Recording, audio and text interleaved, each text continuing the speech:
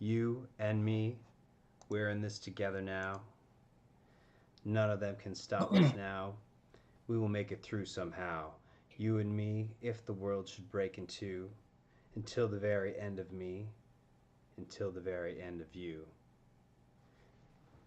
This week we're covering Nine Inch Nails' double disc, The Fragile.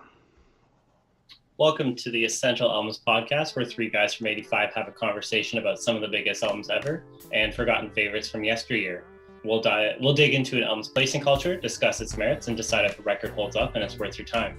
Of course, we get into a lot more than that, so join longtime friends Ryan, Anise, and me, Gordon, as we dive into our favorite albums and relive some of the classics. All right, so this week, a monster kind of album. I think it's our first two-disc. Yep.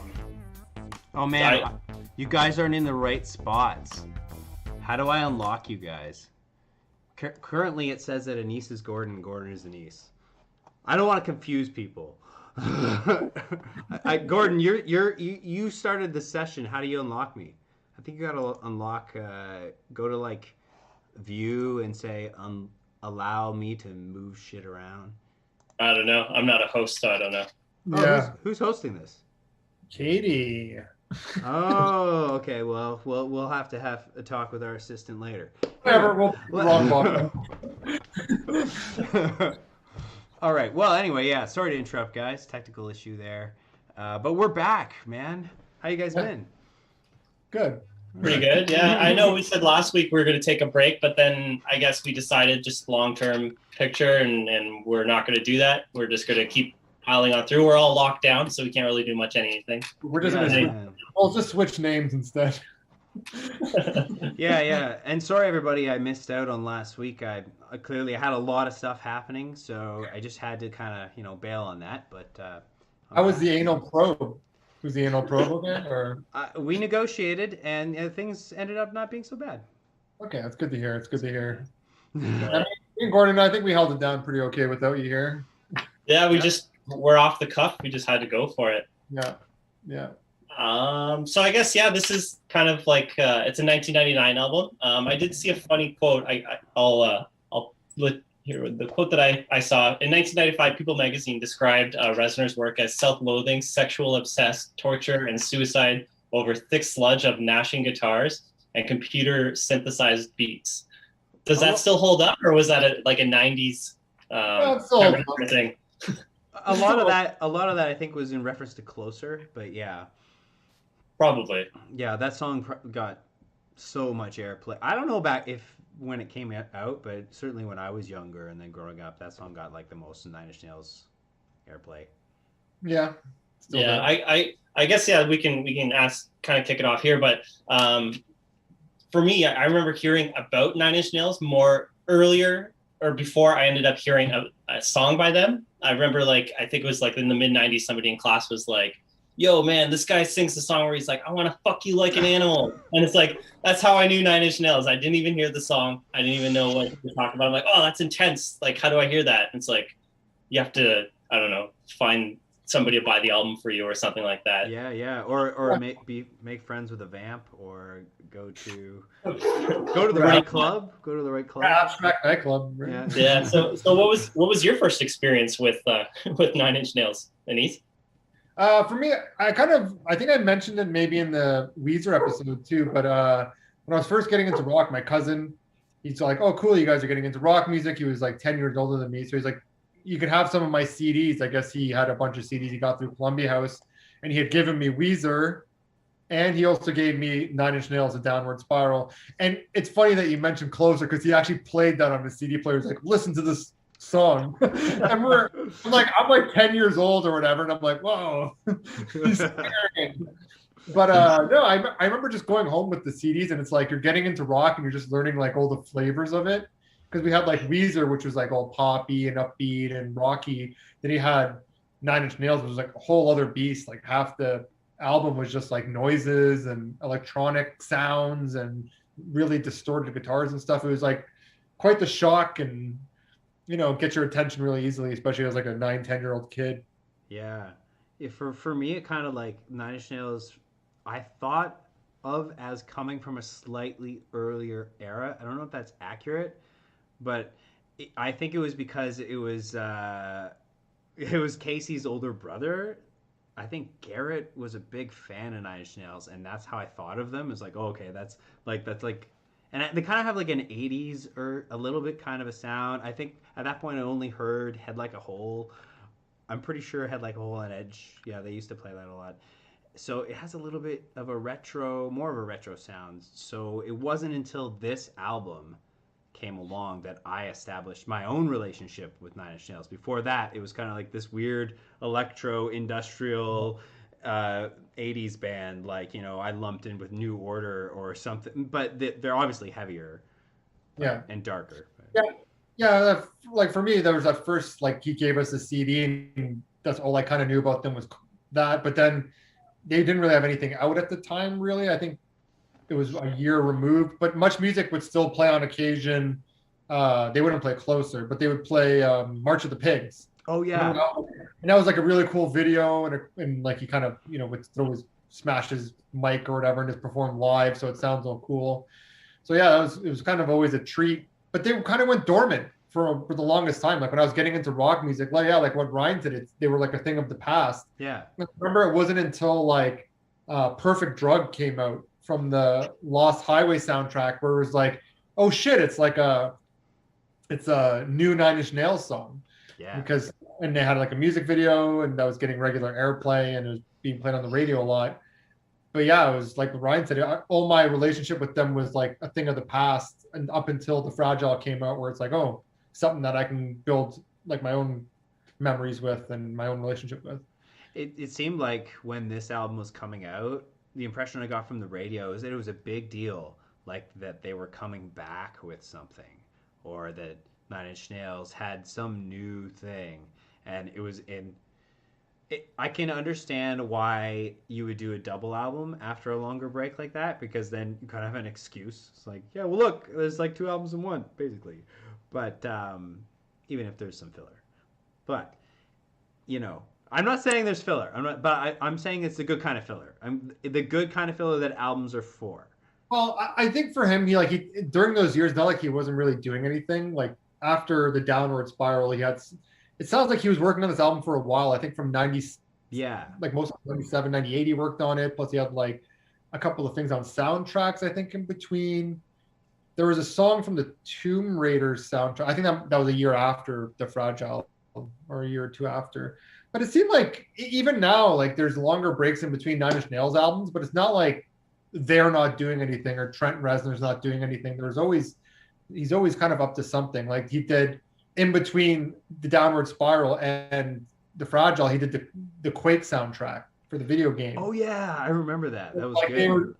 He's always kind of working and always doing stuff. So, and I think he also went through rehab or something in the in between. I believe he had like some drug addiction, alcoholism, or whatever rock stars get up to. But I think there was that involved in there too. Plus, he was running his own label. There's a lot going on for him because he was sort of a unique musician and a unique artist of the time, and he was kind of being pulled in every which way.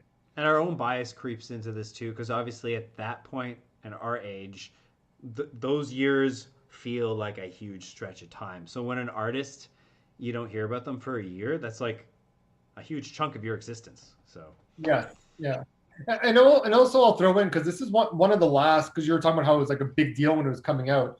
It was the last of, because since it did come out in '99, it was sort of the last of the radio and MTV and Much Music kind of controlling the narrative of music, because the internet was really becoming a thing.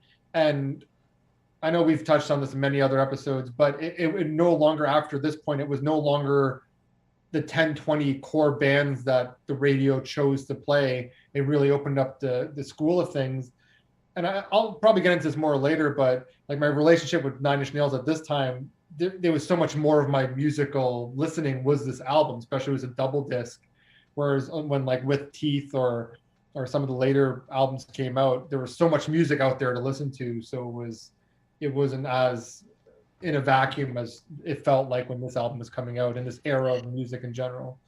Yeah, it's interesting because how part of the reason I knew it was a big deal, or I thought it was a big deal, and this could have only probably happened because it was this narrative, like the environment of the day was there were these big acts being pushed by the record labels, right? That was the old school way.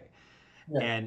And so what, I don't know about you guys, but the first thing I heard on the album, I'm pretty sure was the day the whole world went away, or the frail. Which one? Okay, I'm so bad with the album, the song names for this, The but day you, the world, the day the world went away was the first single. yeah. So there's no drums, No, and it's no drum. just loud. It's like, and it makes you wait, and it's droning, and the DJs were raving about it like it was this huge big deal. And at the time when I was younger, I was like, yeah, this is good. I don't quite understand why you're so into it, but I'm digging this. I'm digging this. And the more they played it, like obviously I got into it more. But it didn't take me long to buy the album. But the fact that they would play a song like that as like a lead in, it's not like a banger. It's not like a like hit. Like they could have started with Starfuckers or something, but they started with Funny, that. it's funny you say it's not a hit. It's actually Nine Inch Nails' biggest hit they've ever had. I know. It's just weird. It's you wouldn't have expected it, but it's like they knew that. They it's just so I powerful. know. Those guitars. Well, my perspective is because I kind of when this song came out, because I growing up there was like two ways of listening to new music. There was a radio and there was Much Music MTV. I was very much like a Much Music MTV when it came to rock music. At Yeah. this time, I wasn't listening to the Edge. I was still listening to the top 40 Yeah. stations. So I didn't hear the day the world went away until I think maybe a sample online or something, or possibly even when I got the album. But for me, the first thing I heard was "We're in This Together" because of the music video. Right. Yeah.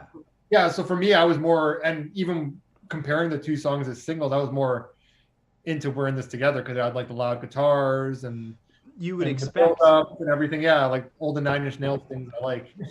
But I think that just goes to show the fact that there's a bit of a mature audience for Nine Inch Nails, that something that was slow and droning like that, their audience was ready for. You know, it was ready for something that evolution. It was a bit of an evolution in a sense. Like, well, I Well, mean, there was no drums. I mean, it's just like it's a I know, different. but they've done stuff like "Hurt" and stuff before that's like slow and droning. It isn't like. That's true. That's true. Yeah. That's true. But I forgot about Hurt. what was your Gordon? Like, what was your first time you heard the Fragile? Yeah, a song from this album I remember, Star Suckers. That was a big moment, because that music video was like played on Much Music like nonstop, and they also there's a little bit of controversy because you're like Marilyn Manson's in that video, but he's throwing like the balls at like the different heads of like Michael Stipe and Kurt Cobain, and like kind of like the biggest artists of that time for rock music. So it's like it seemed like it was a controversial video. So I remember that one being So a big. that was like your first memory of it, though. That was like the last single off of this thing. Yeah. Yeah. So I guess my relationship to Nine Inch Nails is kind of a little bit backwards. The first Nine Inch Nails album that I actually remember, or that I actually went out and bought, was With Teeth. So that was like '05. And then I went back and bought, like, I knew who Nine Inch Nails were. Like, I obviously knew some of the songs, but I never knew them in terms of like the albums. I knew of the singles on the radio, and like from what I've heard from other people, because everybody's like, oh, you got to hear this song out. Hear this song. It's crazy. Plus, there's like Nine Inch. I guess we can get into a little bit more later, but there's like tons of Nine Inch Nails music, like in movies, like around this time too. Like throughout the mid '90s, there's just so much exposure to this band. So I was kind of backwards. I bought With Teeth in 2005, and then I want to say I bought Downward Spiral and Fragile, or the Fragile. I want to say like '07, '08, somewhere around there is when I got those. So that's when I finally heard those, like from beginning to end. And then you recognize like all the songs like from movies and things like that. So yeah, my experience with this album was way later and backwards. I want to say more retroactive if anything. Mm-hmm. Weird.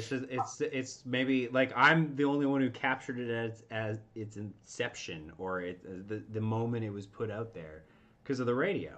Like, so there was no video single for the first single. No, But I heard this album when it came out. Like, I Yeah, don't know. yeah, yeah, yeah. But I mean, like your introduction was we're in this together now, right? Yeah. So it's a very different. Really depends on where you are Yeah. absorbing it. But I mean, nowadays, I don't know where people hear their music. Well, just online. Everywhere. Twitter, Facebook, Yeah. Instagram, YouTube, wherever they spend their time online. Yeah, and I guess the other thing is like people don't really watch music videos anymore. I think that's like a thing of the past. Like usually when you watch it on YouTube now, you're probably watching like the lyric video or you're not even watching it at all. Unless the video is like a standout for some reason that you do want to watch it. Do people watch videos now? Like, do you guys watch music videos? Well, they'll have like millions, if not billions, of plays for certain artists on YouTube, but I think it's more so just they want to hear the song. The Yeah. video is there. Yeah, yeah. But at the same time, you kind of need to have some sort of video, especially for things like YouTube, or else if it's just like a static, like the album cover thing, it does people like that's nice, but people do engage a little bit more. They're more likely to click on something if there's a video, and if it looks like there's a video and they click on it and it's a still image, they're gonna be disappointed. So Yeah, unless you're listening to the album that way. But I know for me, if I'm jumping through listening to music on YouTube, which I'll do from time to time, it'll generally be songs with music videos, and if not, it'll be a live video. If I can find a live version, I'll play that over a static image. But that's my personal preference. Because if I'm just going to listen with just the audio, I'll just throw it on Spotify. yeah, right.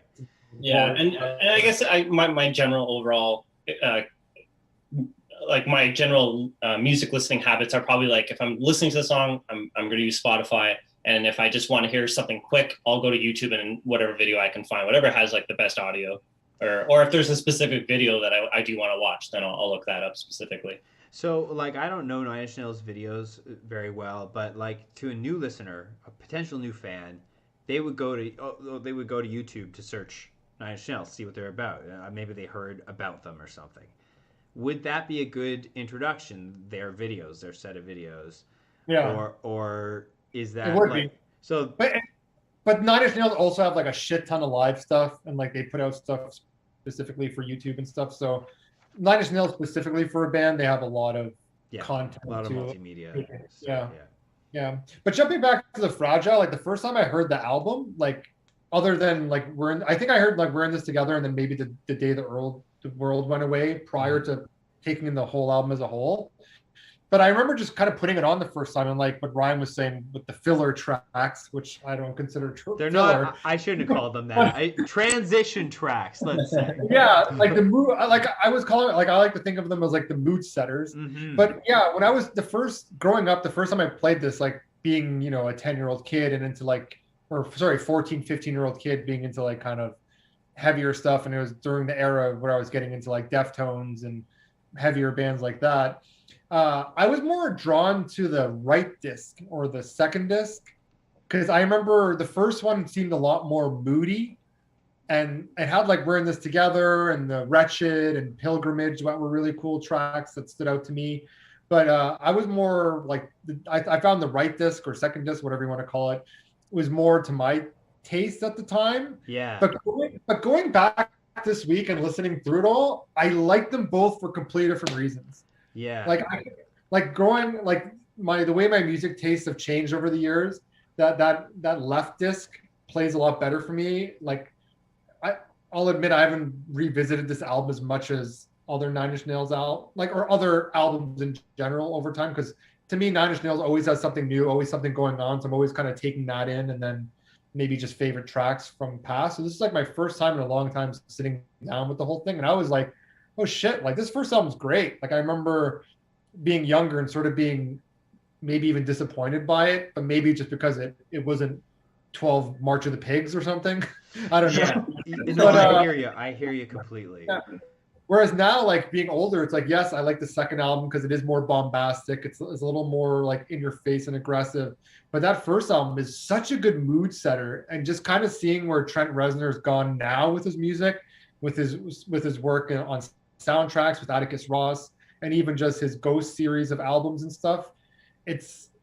You learn to appreciate it more over time, and just kind of being older, I think too, kind of goes into it where I'll probably find myself putting that first disc on the left disc on maybe more often now than I would have in the past. But I Yeah. don't know. I have a Yeah. very similar. Actually, Gordon, go ahead. I want to hear your take on this, though. Yeah, no, I've always kind of listened to, like, I owned it, so it's disc one, disc two. So obviously start with or left disc because that's disc one, I guess. But I totally agree with what you're saying, Anise, that you do see a lot of like the I guess the fragments or what it kind of foreshadows what he would do later on with Ghost and stuff. Like it's weird because it's like this album's so many different things. Like it's like trying to be. It's not trying to be. It's kind of like everything that Nine Inch Nails is up until that point, and it's also everything that they'll become. So it's like a weird kind of like this weird thing in the middle, maybe like a volcano shoots off, and then all of a sudden he kind of jumps back with Teeth, more of like not dancey, but more of like the industrial kind of stuff that you can play on the radio. You're getting more radio singles there. And then he kind of takes, like, I guess once his contract is done with Interscope, then you see him go fully like, we're going Ghost. This is like, we're going to do the dark ambient stuff. So this album really kind of incorporates everything. You can almost say like Downward Spiral is kind of the blueprint for all of this, but this one, he totally kind of just leans into just kind of multifacets of like what his sound will be. Well, yeah, you definitely hear on the Fragile, just sort of, you hear the influence from Pretty Hate Machine, you hear the influence from the Downward Spiral, you hear it all being part of this, and it's just presented in a different way. And that it's almost like that first disc even is like it comes before the second disc, where it's almost like you hear some of that influence on the second disc now that you might not have heard on Downward Spiral or Pretty Hate Machine or Broken even. But yeah, no, it's definitely, this album is sort of like a culmination of everything they were until this point. And then yeah, going forward, yeah, some of the moments from this, or some of the ideas from this, you see played forward. But I also see like some of their newer stuff is like they laid the groundwork, and like what you were saying, they're more dancey or poppy stuff. It's almost like they laid the groundwork for what their sound is, and now they're forming it into these songs. Like you'll get a song like Only or you know, just a couple of the singles that they've had since, where it's like more radio friendly, quote unquote, as compared to Closer, March of the Pigs or something. Right. Yeah. Like The Hand That Feeds, that kind of stuff. Yeah. Yes. Is that Well, how about you, Brian? That's from With Teeth? Yeah. The 05 release. Yeah, I remember when that came out and thinking, okay, that is that the next album off after the Fragile? Well, he's got like live stuff in there, and I think there's a remix album and stuff. Yeah. But like in terms of just like studio albums, yes, that it's like a 5-year break, or 4-year break, something like that. I guess technically 6, because 99 to 05. Yeah, it's a huge break, and I remember them talking about this on the radio, and just thinking about it, it's like, okay, yeah, I guess Nine Inch Nails is a little bit more, they're trying to like just capture the radio singles now. Like it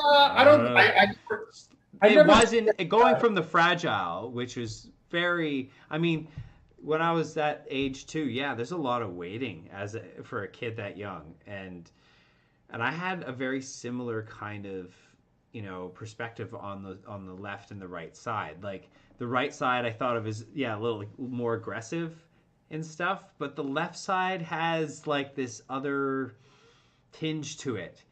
And I actually liked the left side more. That always stuck with me more, because I don't know, there's something about the moodiness of it, and also We're in This Together Now is on that one, which is an amazing song. So, you know, is worth the wait for me. And I also really like La Mer and a couple other spots which you wouldn't expect. You know, they're just kind of like filler tracks, transition tracks, but they're really nice. And of course, some of my favorite moments are on here are what you're calling the filler or transition tracks. Yeah. I never really took it that way, and actually, like, going through the album this week and making notes, I'm like, oh yeah, I guess this song has like no singing, or this song has minimal singing.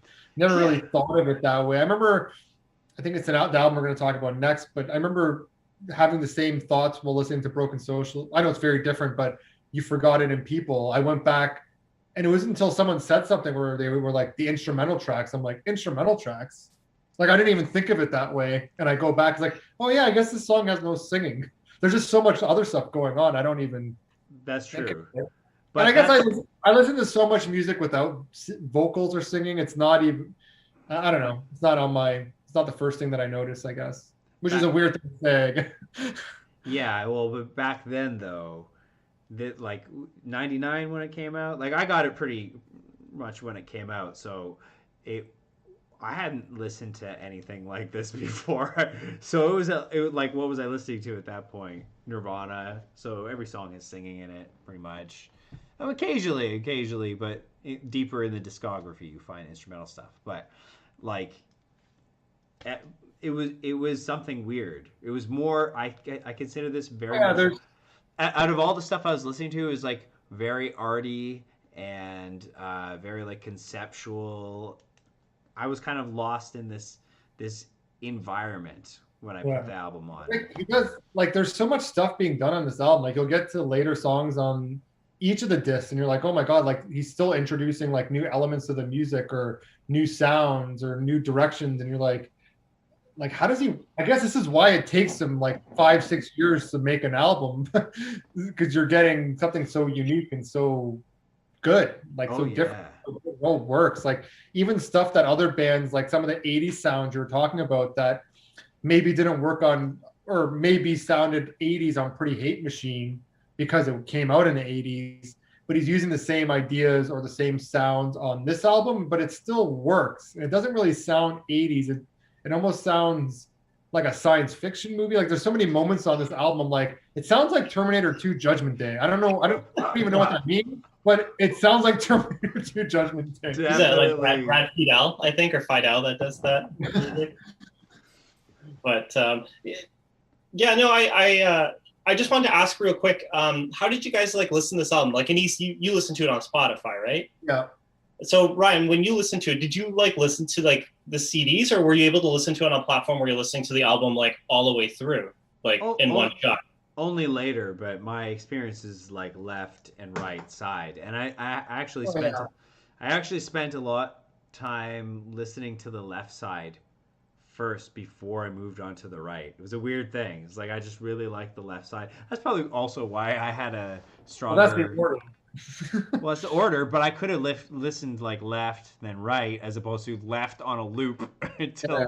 No, you know, yeah, I same thing. Like when I had this, like back in the day, you had the CDs with the Discman. I remember. I think yeah, my brother's friend bought it, and then we burned it off of him. I think it was like a burned disc to disc thing. Printed out the covers. But I eventually bought it in like I don't know 2003 or 2004 or something. But yeah, just you'd spend like the morning with one disc or the afternoon with the other disc. But yeah, there was for me, I guess back when I first heard this in grade like 9 or 10 or whatever it was definitely disc like the right disc that spent more time in the Discman than the left disc. yeah. Yeah. It's probably just because of the lead single. That's where I started. No, it's the right order. The left side. Yeah. Yeah. I don't know. Yeah, no, the reason I asked, I just wanted to know if it kind of changed like the dynamic even up until today. Like for me, when I listened to this album this week, it's on Spotify. It's one shot. There's no left and right. It's just like however many tracks, like 13, 26 tracks or 23 tracks or whatever it is. So for me, it was kind of like I didn't notice much of kind of like a change. Like it all was kind of consistent throughout. Like it had the big sounds and everything. So I didn't notice like a general mood change where it might kind of be there if you were looking like if you had that divide, like a left disc and a right disc. Well, I had because since like I grew up like listening to it as like the discs, when I was coming to the end of disc 1, like my brain was telling me like, oh, time to switch to discs. And my brain was telling me, man, that sweet song is at the beginning of the left side. Just hit rewind. That's way quicker. So that's really interesting. I there is definitely a divide just because of the fact that there's two discs. I mean, when I listen to it now, I feel different between. Well, the two. like for me, there's definitely like on each disc there's a opening track that's like a album mood setter for the album, and they both close with like a nice closing track that sort of, does what a closing track does. Like bookends, I guess. Yeah. Bookends the thing. So like, for me, yes, with Gordon at the beginning of the week, the first time I listened it through as like one whole thing, it felt super long. It took multiple listens, and I was like, was like, oh my god, like I hate that it's like this on here. But Uh, I rest of the week when I was listening through it, I kind of tried to like isolate it. Like this is disc one. Disc one is done now. I'm starting disc two now. I tried to make the distinction in my head because I think for a double disc that was made like that, it's almost important to be taken in like that. yeah.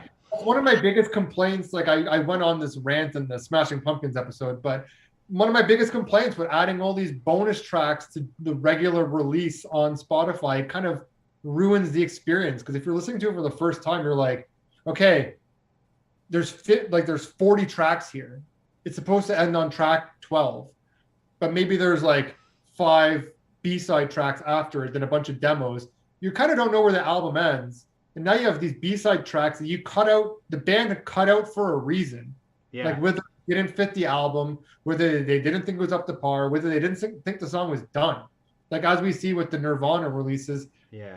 there's demo versions of songs that were recorded, on Nevermind sessions that ended up on In Utero. You know what I mean? Like, does the band really want us hearing the album like this? Just put it as the album. Like, put it as the album. It's simple. One of the best things I saw was when we're going through Foo Fighters, they literally had like a separate file or separate album that was Wasting Light bonus tracks. I'm like, perfect. Do it like this. Don't put it part of the album. It's not part of the album. Whatever. I'm not doing that rant again. But this not being separated album by album, I don't know, maybe just click on the Fragile and it says disc 1, disc 2, just so this is like the old man in me talking, but I almost feel like there should be a process of having to switch something.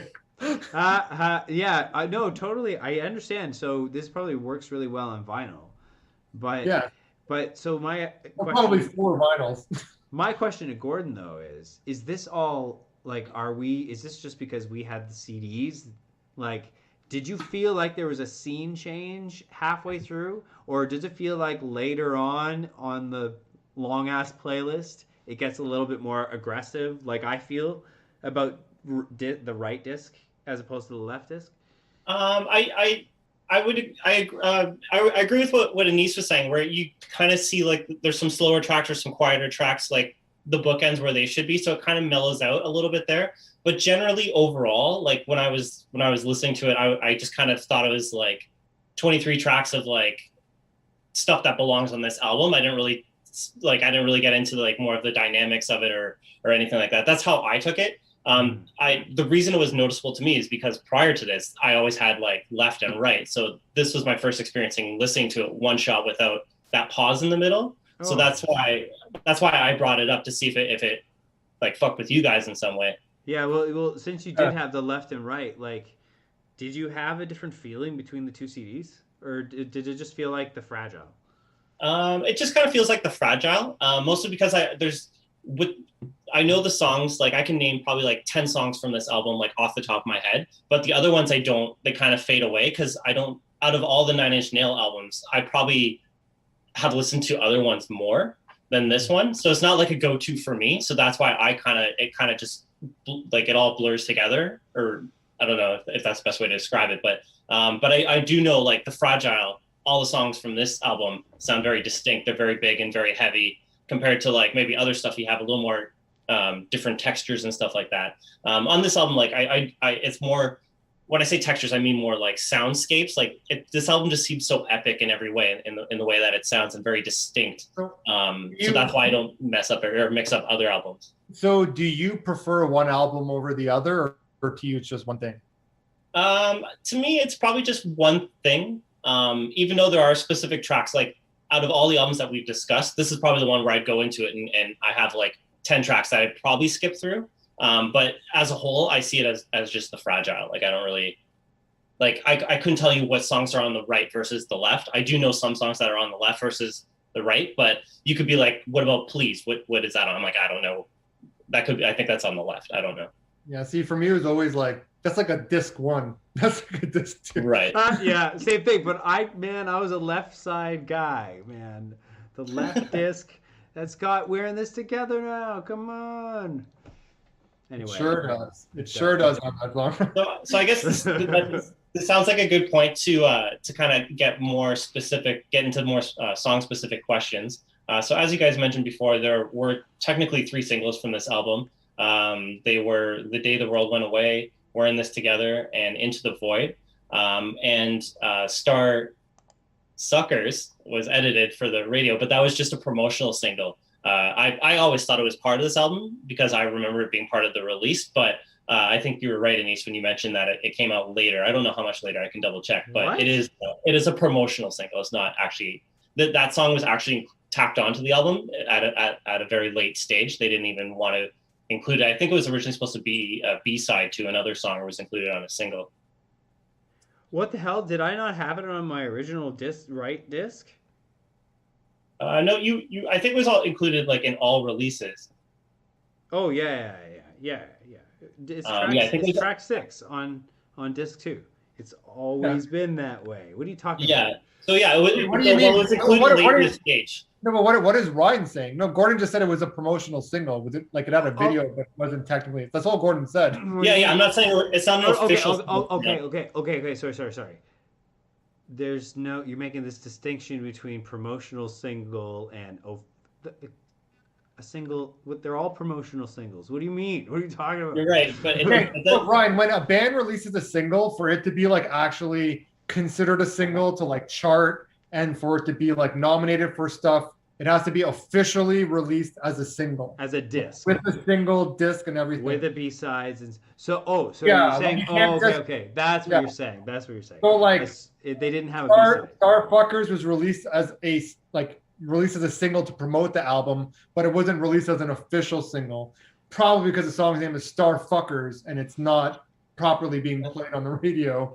It's probably not going to win anything or chart. And even though I remember, we'll get into this later, I remember it being played a shit ton, but whatever. Yeah. Does it still hold true though? This whole like, do bands still release singles for every single? It's very important. It's even bigger now than it's ever been before. Wow, there you go. Yeah. So like another example of a promotional single from Nine Inch Nails would be Hurt. Hurt's not an official single from Downward Spiral, but it was sent to like radio stations and everybody knows that song. Yeah. Mm-hmm. So I guess this can take us into some song questions. What do you guys think is the biggest song from this album? What do you think, Ryan? Well, I already know the answer because Anise said it about, I don't know, half an hour ago. But I thought it was Starfuckers at the time because that video was played a lot and stuff. And I just thought because of the way the song is, it's pretty aggressive and it's really pumping. I had the perception that song would have done better. But I guess, The Day the World Went Away or whatever. That's this. I think it's We're in This Together. Is it actually? I think it's We're in This Together now because like that has the most streams on Spotify. Like honestly, I didn't even know like going into this album what would be like the top because I remember Starfuckers being played a shit ton, and I remember like I said off the top how the Day the Earth Went Away, the Day the World Went Away, was the highest charting, but I don't think it's streamed as much now like by fans. I think fans prefer We're in This Together now. But I don't know, maybe Gordon, do you have any more info on that? I don't know. No, I didn't check you're probably right, Anise. I didn't check the Spotify to see which one, what song is the most streamed from this album. But yeah, you're right. It seems like you don't really hear it anymore. It seems like it was a song that was very like of the moment, and now it's like fan favorite. I think it charted so high because of the whole break, and it just came out, so it had that initial pop. And Marilyn Manson directed the video. He's also in it. He was pretty big at that moment. But the video was never really. Oh, what are you talking about? You're talking about Starsuckers. Oh, Starfuckers. Sorry, I was talking about The Day the World Went Away. Okay. Because that was everybody was talking about is the return or like and check out this song. It's like artistically amazing and the rest of the album. I remember the DJ talking about like because he had a sneak peek. Obviously, he's like, just wait till it drops. He was just talking about how this was such an amazing masterpiece. It's like, well, yeah, actually, it ended up. I think so. Yeah. But I think like I know you guys are bringing up Starfuckers a lot. I think that might fall. The reason why we might have thought that was the most popular, I think that's like the the most overplayed one to jump to that question. I think that's why we're thinking it, because partially maybe because it was the last single and it's a shorter song than Bring This Together Now. And I don't remember Into the Void getting much radio play love for some reason. So I just remember Starfuckers or Star Suckers as it was on radio. And we can call it fuckers. I'm tired of saying just getting played over and over and over again in that video. It got to a point where I got sick of it, and especially the video was the edited version. So you keep hearing it, and it's not even the proper version. So it adds this layer of frustration to it being played. Yeah, I got that too. But especially because the edited version, I don't want to hear an edited version. I have the real one. I don't want to hear that. But maybe if streaming existed when the song came out, because of the name, I could see people just, kids or whatever being driven to it more. So I could see it if Spotify or YouTube was a thing in 1999, this being the biggest song just because of the name. Yeah. Okay, so I always thought of on the right side, Starfuckers is like the flagship song, and We're in This Together Now is like the flagship banger song on the left side. Put those two songs head to head. What's a better song? Oh, Yeah, we're in this together. Oh, but that's implying that my favorite is Starfuckers off of the right. No. I'm just saying put those two songs. That's my perception. I'm saying put those songs two together, head to head. Gordon says We're in This Together Now. Anise, what do you say? Yeah, We're in This Together Now is a better song. Obviously, is a better song. Should have put more. Are we gonna start making comparisons to like other double discs? But I don't know why we're 1979. I don't know why we're comparing these two songs specifically. Only because my perception of them being like the flagship songs of like the leader songs on these. That's just my own weird relationship with the Fragile. Yeah, so I mean, maybe because my limited exposure to Nine Inch Nails at the time, well, it's not limited exposure, it's like full-on exposure, but I wasn't really buying the albums. I remember Starfuckers being the bigger one. But yeah, I would call it overplayed as well, because even hearing it now, I'm like, this seems like very of the moment, like of the early 2000s, late 90s, early 2000s. And so when I listen to it now, I'm like, oh yeah, that song's good, but it's not like, I have no urge to really go back and listen to that song specifically. There's other Nine Inch Nails songs I'd rather listen to first. Yeah. And I almost forget about Starfuckers at sometimes. Like when I'm doing like a dive into Nine Inch Nails, like jumping around albums, playing songs, I'm always like, oh yeah, Starfuckers. And if I do play it, it might just be like the first half, because I love those like warping like beats, like when the beat first comes in and stuff. I think it sounds really cool, like the whole build up and everything. But yeah, when I get to halfway through and he's just sort of, I bet you think the song is about you don't. Yeah, I agree completely. But it's a cool riff. I do like that. Yeah, the chorus guitar riff, just with those pauses, the rhythm is really cool, and the drum machine shit. It's classic Nine Inch Nails. It's nice to hear with the slight updated drum machine sound. Well, you have like Perfect Drug kind of sound. Well, you have like the break beat. I actually think that like Starfuckers actually to me sounds a lot like Firestarter. Oh like, yeah, totally. By the Prodigy. But yeah, it definitely has that break beat. It's like the first time they've sort of played with that. And then for sure. And then the track after it also has a breakbeat complication. So it seemed like they were trying to jump into the EDM world a bit with the beat there, stealing a bit from the Prodigy and Chemical Brothers and stuff like that. Yeah, I remember coming across it when I finally started listening to the right disc and thinking, oh man, this song is on this album too. This is really cool. I'm probably gonna like this right disc just as much. Didn't happen because I didn't go back to Starfuckers as much because of the ending. It just like kind of goes on. We need if there was one more thing that happened in that song to draw you to the end, as opposed to being like, all right, I can fade it out here. Like Well, if we're gonna talk about the singles right now, when it comes to the second disc, I think Into the Void was a much better single. Yeah, I think that's probably one of my favorite songs on the album. It's a song I revisit all the time. The video was cool.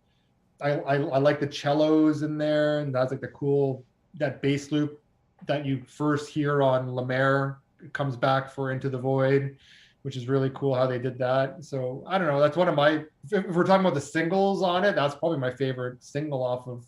Really? Maybe even the whole album. Into the Void. I don't know. What do you think about that, Ryan? Looks like you disagree. Well, I love Into the Void, but we're in this together now. I don't know. It's just those damn guitars in the chorus, like when they're shifting chords, like there's parallel lines, and just Trent Reznor screaming, and the lyrics are just they're kind of obvious. I mean, they are, but it's I don't know. It's just so raw. It's just like pure raw emotion. I remember just like cranking it when it turned on and just screaming along the whole song. I don't know.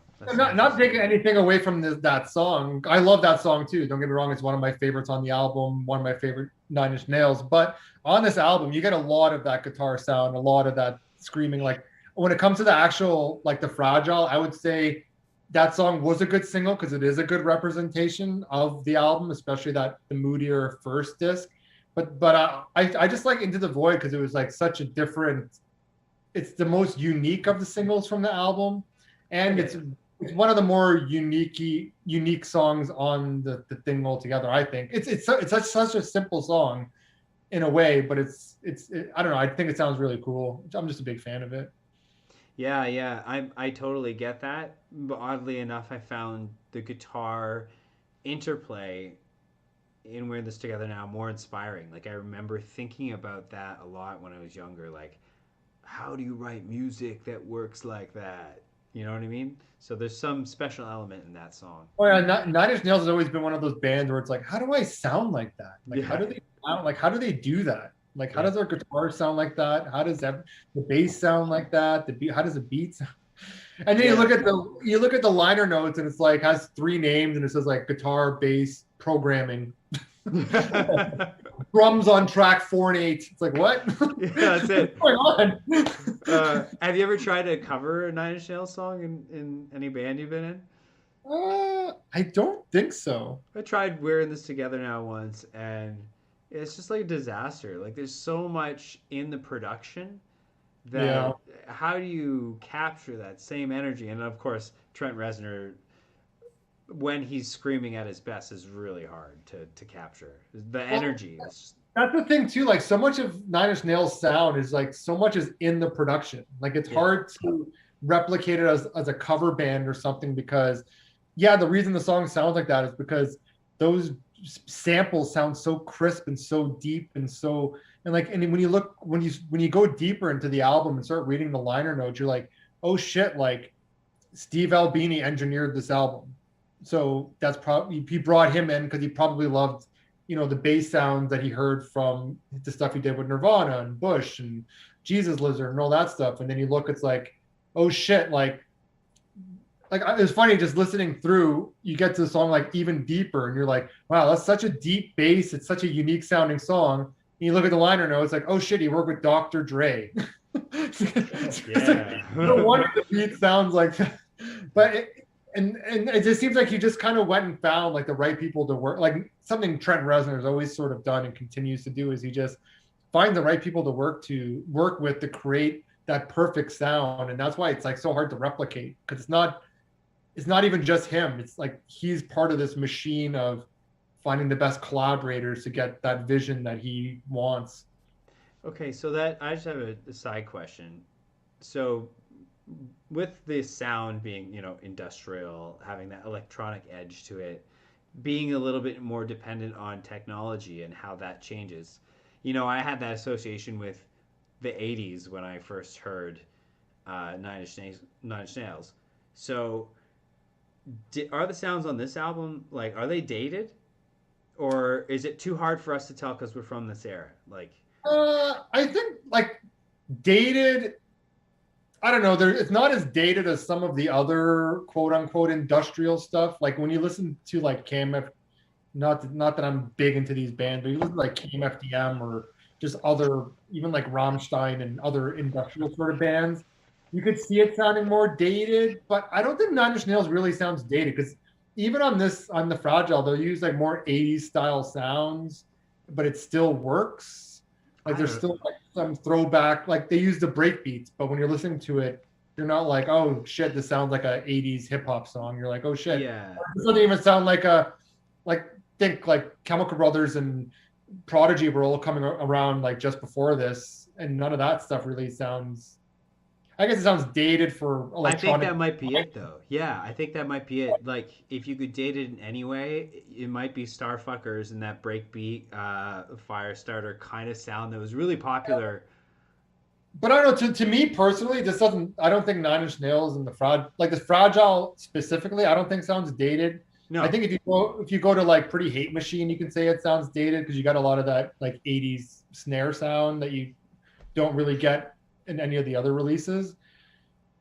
I don't know. They've always had that in the industrially sound. Always kind of had that '80s sci-fi sound to me. So it always has that connection to being dated. But I never took it as Nine Inch Nails sounding dated ever.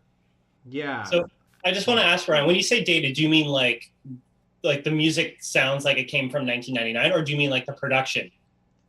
No, I just mean simply like No. dated. I mean simply dated to you.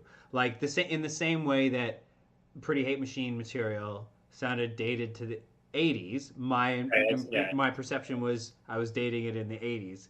Would a kid today hear Starfuckers and be like, "Oh, that's such a a late '90s drum sound or something"? Or is it such that computers just got good enough at that point, to the tech got good enough at that point that we're pretty much playing with very similar sounds these days? So it's like you're not really dependent on the tech the same way. I'm very much of the belief. This might sound crazy, but I'm very much of the belief that culture stopped progressing in like the '90s, the late '90s. So everything that has come out since like the year 2000 and on has been some sort of variation of a mix of the '60s, the '80s, the '70s, the '90s. Like it's all sort of been like a comeback of some sort of sound or some sort of, even styles coming back. There hasn't really been anything like what's like a new genre of music or what's a new sound you can kind of point out and being like, this is something very innovative that has come out in the past 20 years. It's very little. Like the closest we have now is a Nine Inch Nails, where nowadays this is how most artists work, how Trent Reznor worked back then. They're working with samples, they're working with loops, they're working with a bunch of collaborators. It's more about the production than it is about the songwriting per se. It's about the package as opposed to the song, which is Yeah. it's in that sense, it's not dated at all because Trent Reznor was part of creating people like Trent Reznor, Bjork, Beck, those artists of the '90s, and even going back, I'm sure you had artists in the '60s, '70s, '80s that were these solo guys that kind of controlled their own world and created their own sound and their own production and whatever. And I think Nine Inch Nails and Trent Reznor specifically was like they came in at the right time where the technology kind of caught up to his art, I guess. And yeah, there's been like newer electronic drum sounds and beats and stuff, but a lot of times it's more everything always is a throwback to the past. That's interesting. So culture kind of stopped. One of the elements that pushed culture forward, or like the evolution of music, is that you would have these DJs, right? That are tastemakers, or maybe they were paid off, whatever. But in some cases, they would pick something that was just like that wouldn't necessarily make it because maybe because there was money behind it, because it was an already established artist like Nine Inch Nails. So you'll put The Day the World Went Away or whatever. But there's something to be said for a selection process other than just the algorithm, because you know that the algorithm's gonna just pick things that are related to other things. Yeah. It's never gonna randomly pick something really weird. you know. Well, like when Nine Inch Nails first came out, and I believe the first single was "Down in It."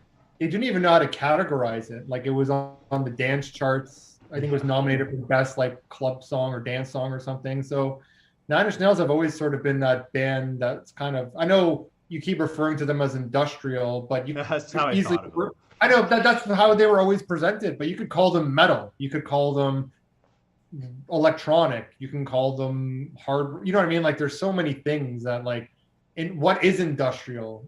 Nine Inch Nails are industrial. It's like, okay, are they the only? There's other industrial bands. Do they all sound the same? Kinda. What's their like? What makes? I'll tell you. I'll tell you what industrial music. Okay, you have to have some element of drum machine or electronic edge to it, and you have to have some element of guitar or guitar sounding with distortion at some point. But now That's it. That's it. Or some guitar effect. That's it. but you just described pretty much all music now. It's like everything's industrial age. No, yeah. I mean, it has to sound intentionally electronic, not like a lot of drums today. It just ticks me off. Are like programmed, but they're meant to sound real. It's like Well, no. you're living in it in this album, just to let you know. You're living in it, and a lot of this is programs. Oh no, I love it. No, I am highly aware of that. That is what I mean. Come on, I knew I was listening to industrial music. I didn't think any drummer was playing this stuff, which means yeah, that's why it was so hard when I tried to play "We're in This Together Now." I'm like, this is a weird drum beat. How does this go? How do I do all these things? Yeah. Anyway. I think the other thing is like over the years, like so if you look at say if you take the like he's been doing this for 30 years, say it's been more, but say he's been doing it for 30 years. And then so you take like the Fragile kind of marks the middle point, maybe with Teeth kind of does, but then you see everything that comes after it and he's getting more into like the ambient and the other like the soundscapes are like the more well obviously like more of the soundtrack work. So it kind of strengthens like maybe what if you went like a completely different direction and wanted to do like with Teeth and then he went closer again, like kind of reverting back. I think a lot of people would have thought maybe this album was more of a miss, but since he spent the rest of his career kind of working towards in the other direction, maybe not as aggressive and as crazy, it kind of strengthens what might be considered filler on this album. It strengthens that because that's what is more modern today. And also like to go to like the dated sound and kind of touching on what Gordon's saying as well, is because since Trent Reznor now is kind of he's left the realm of just music and he's like, you know, done music for, you know, Social Network, Gone Girl. He did it for, you know, Watchmen TV show. Like he's part of like movie music. He did a music for Soul, the Pixar movie. You know? Won an Oscar this year for it. Yeah, he's such like a big part of not just music now, but just like the culture of music and movies. So when you hear, well, I guess even in the 90s, he was making music for movies. So he's always kind of been a part of that. But now even more so, when you're listening to songs on this album, you're like, sounds like the Social Network, or it sounds like this soundtrack. So it doesn't sound dated because he's still around and he's still making music like this. Like, and even I think Gordon was saying it before the show, like some of these songs, even when you hear them, you're like, what movie is that from? Like, Yeah. Even earlier today, like when I was listening to the album, like this mark has been made. That sounds familiar. Like it's a moody track, instrumentals, has that twangy guitar. There's something very familiar about it. Did like a quick search, Man on Fire. I'm like, oh yeah, trailer, yeah. That movie, Man. Like he was using that. Like, he was a consultant on that movie too, so I think there's like nice. 6 Nine Inch Nails tracks in that movie. Oh, nice, Oh, good cool. movie, good movie. Yeah, so I mean, like for example, if you take like the first track, Somewhat Damaged, like it seems like there's riffs in there or like that sound that's from like the Ghost, like specifically 32 Ghosts from 4, and a lot of those Ghost tracks were included in like that Ken Burns Vietnam miniseries. And that's like 10 episodes, 18 hours. And it's Nine Inch Nails pretty well does the score for it. And when you watch that, it feels like a greatest hits of like the dark ambient stuff they did. I think they might do one instrumental track from this album, but generally it's all post, like I want to say like 2008 and on, when they're taking from, when that docuseries is taking on Nine Inch Nails. So you see how it like that becomes more familiar. So that's why it's like, okay, those aren't misses anymore because he's hitting misses now. Like if you they're not. I never really considered like. I know I said I was less drawn to the first album, but I wasn't like I considered them misses. They were just a lot more moodier, and at the time, Nine Inch Nails wasn't, in my head at least, wasn't a band I went to as a mood setter. But since like what you're saying in this new iteration of Nine Inch Nails with the soundtrack work and the Ghost stuff, it's definitely a huge part of why you go to Nine Inch Nails now. Like I've put on his soundtracks to study to or to work out at the gym because they're such like they're part of that mood setting. So now when you listen to an album like the Left Disc, you're like, oh, this is very much familiar to what they're doing now. That's interesting. Because this album is like, this is where it all begins with me and Nine Inch Nails. I go to, like, this is where I go. It's a mood setter. Like, I'm like, okay, I feel like they can create an environment, or Trent Reznor creates an environment. I keep talking about it like it's a band. It creates, Well, it's more than one person. yeah, but it creates like a seat. Like this album especially creates, it's very atmospheric. So when I heard the new stuff that came out in 2005, new stuff, I was like, okay, this element that is missing, what happened? Oh, you're just ditching all the filler tracks. You're ditching all the weird moody stuff for radio friendly singles. That was my impression at the time, but I didn't really listen to With Teeth because. But I wouldn't say they were making radio friendly. No. You use that term very loosely. Yeah, right. As far as we go here. Like, I just think it was part of, because like this album was like a whole thing. Because I know after this he was, I could be misremembering, but he was being offered like movie, like he was supposed to write like a script for a movie or something, or a Broadway or something. Like he was getting all these things. And this album was, it seemed like it was more than music. He was creating like a world almost from everything. It's almost like when you're listening to this album, it feels like it's taking on a journey through a story, especially when you listen to the 2 discs back to back. It's an hour and 48 minutes or whatever. It feels like a movie. Like it just flows like one. Would you guys say that like this album maybe changed the perception of what Nine Inch Nails is as like art? Like Trent Reznor, it became more of an art than just a bunch of songs. I don't know if that's true or not.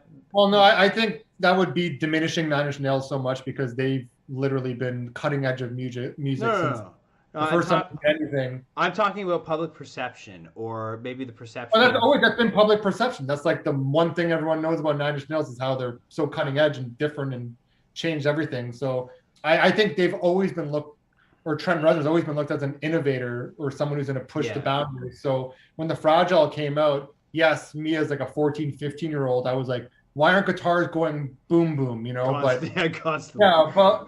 But I'm sure like like us and me in my older age now, or I'm sure people at the time were like, no, this is really cool. This is really different. They're definitely pushing the boundaries of what their music is, or what is acceptable from bands making this type of music or whatever.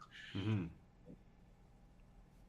Yeah, so I guess just to go back to like the whole With Teeth thing, in between the Fragile and With Teeth, he kind of got sober or whatever. He went through rehab and recovered from his substance abuse. So because when they were making this album pretty much, there's like, I don't know if there's hundreds of tracks, but there's tons of tracks that weren't included. Like they could probably release another album with the stuff that wasn't included on this album.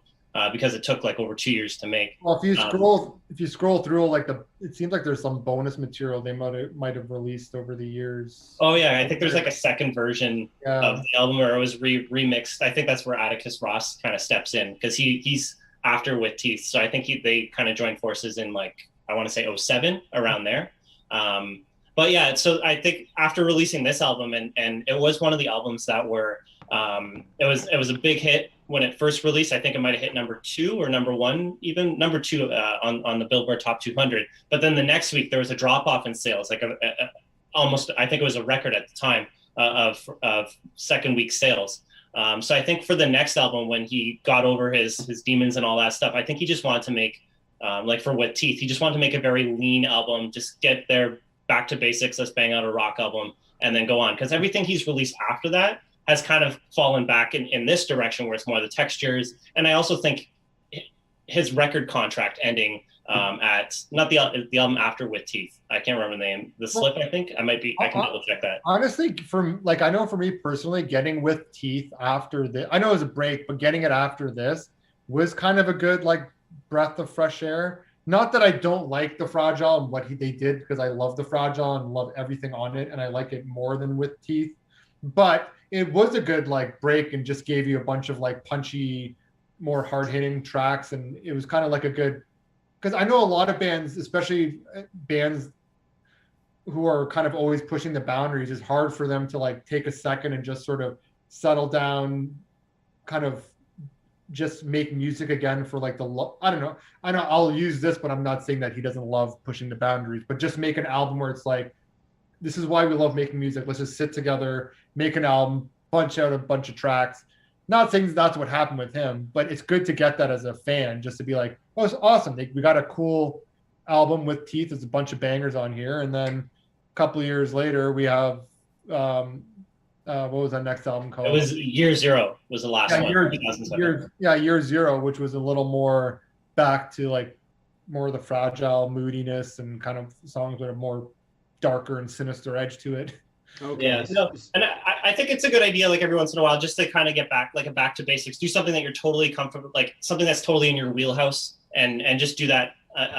It's just good to get. Sometimes it's good to get back to basics, just like clear the slate. That's like sometimes, but that's bad for a lot of artists. Like I wouldn't want to hear Radiohead do the bends at this stage. They're beyond that, you know. No, but that's not what it is. That's not what With Teeth is.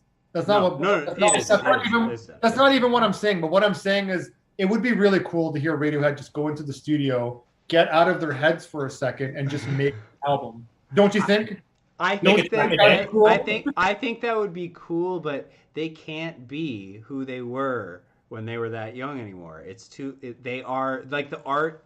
They've moved on. So but what I'm saying is, it's funny because this is something I was saying. This is a bit of a tangent, but I remember when the newest Strokes album came out, someone asked me, I think it might have even been one of you guys, how is it? And I'm like, it's actually really good. It seems like they stopped trying to be the Strokes and they were the Strokes. Oh yeah, that was me. Yeah. I said like they stopped trying to be the Strokes and just released the Strokes album, which it sounds weird, but what I think happens with some bands is that they get kind of stuck in this loop of like they've created this expectation. This expectation of, we have to push the boundaries, or we have to do something different, or we have to make music this certain way, that they lose the whole, let's just go into the studio and make an album. Let's just write a bunch of songs together and release it, as opposed to let's try to create this textures and atmosphere and loop. No, just go in the studio and spit out an album. I'm not saying only do that, but I'm saying to do that every once in a while, it would probably be refreshing as a musician. It would probably be a nice way to like cleanse your palate and come back to the drawing board for your following album and want to push the boundaries even further, because now you're taking a second to play with all the sounds you created, which is one of the things I like about With Teeth, because it's like, yeah, Nine Inch Nails spent these first 3.5 albums plus soundtracks and other shit creating all this new soundscapes and stuff, and then bam, they gave us an album utilizing it all. Yeah. I totally get what you're saying, but I just have this feeling, because I remember being in bands, that would be around long enough that the sound would change, would evolve over time, to the point where when the band would go back and play like earlier music, like from the inception, we would just be like, oh, I'm like, this is terrible. Like, this doesn't feel right. That was our like kiddie years. What the hell? Like, we're beyond this now. And so it's hard. I understand what you're saying. It's like, why can't you just like lose all the extra frilly stuff and all that fantastic stuff to make this cool soundscape and stuff? But maybe that's the main reason they're doing it. Like, maybe they're no longer interested in just like writing songs. Maybe it's more about the concept or whatever. But what I'm saying is like, instead of, I know you're like, if you're trying to constantly innovate and you're never actually utilizing the things that you're creating, then you're almost doing a disservice to yourself. Because like even Radiohead has done similar types of things, like when they released like In Rainbow. Oh, Hail to the Thief. I would say Hail to the Thief was a little. Sorry, Hail to the Thief. Sorry, yeah. They released Hail to the Thief. That was sort of like hey, this is like all the tricks we learned. And it's not like you listen to that album, you're like, oh shit, this is a Benz. No, this is something different, because hopefully you've become something different. Like when you listen to the new Strokes album, it's not like, oh, it sounds like Is the Sin anymore. It's the opposite. They're not trying to sound like Is the Sin anymore. And now they just are making an album of good songs. And you see Middle Eight touches on this as well in his new video that was released today. But like how he was able that they were able to like become something different, but still they were still themselves. Whereas I think that's what you get with Teeth, because when you listen to With Teeth, you're not like, oh, this sounds super poppy, or oh, this sounds like Pretty Hate Machine, or oh, this sounds like this. This is like a different Nine Inch Nails, but without the previous 3 albums, this isn't the Nine Inch Nails we would have. Okay, I think the biggest. hold on. Can I push back on that one point just quickly? Go for it. This is only because of my own perception of, and this is probably, well, okay. So I was working at the beer store a lot and listening to the rock stations, and the bite the hand that feeds, man. That song was on all the freaking time. Yeah, but we just established so is Starfuckers. So not the same level. I'm telling you. Yeah. When that song came out, I was just like, yeah, man, I don't. That song turned me off. That gave me the perception that they're okay. But you said earlier that you never even listened to the album, so you no. don't really. I'm telling you, perception of it. I'm telling you strictly. My perception is strictly based on that single, and it's overplayed. The dangers of overplaying a song on the radio. Yeah, but that's what I'm saying. Starfuckers was overplayed, and now like we're having this back and forth, but we're talking about an album you haven't even listened to. So. Well, actually, this is interesting because it's hard to have this discussion when you haven't listened to the album. So. No. You're missing my point. But I will say that Starfuckers was not overplayed on the radio. Maybe the music video, I would say, but it didn't get. I don't think it did that much on. Yeah, I think the biggest difference between With Teeth compared to the previous releases, which you can almost compare to like Pretty Hate Machine, is With Teeth is more just kind of straight up songs as opposed to everything else. I think every other album is like a concept album or tracks blur together and he'll revisit like riffs on other songs, like just to like a repetitive theme throughout the album. But With Teeth is very just like. I think it's like 12 songs or 13 songs. Like these songs just kind of stand on their own and they fit within this album. It's not a concept or anything like that. And it's just more like a straight up album. It's just as good as any other Nine Inch Nails album. Like I rank it pretty high. That's what I'm saying. But I was just saying it was refreshing to get an album where it wasn't like this whole, like they were kind of in themselves. They were able to just release an album of a bunch of great songs as opposed to like, keeping them all part of some big narrative.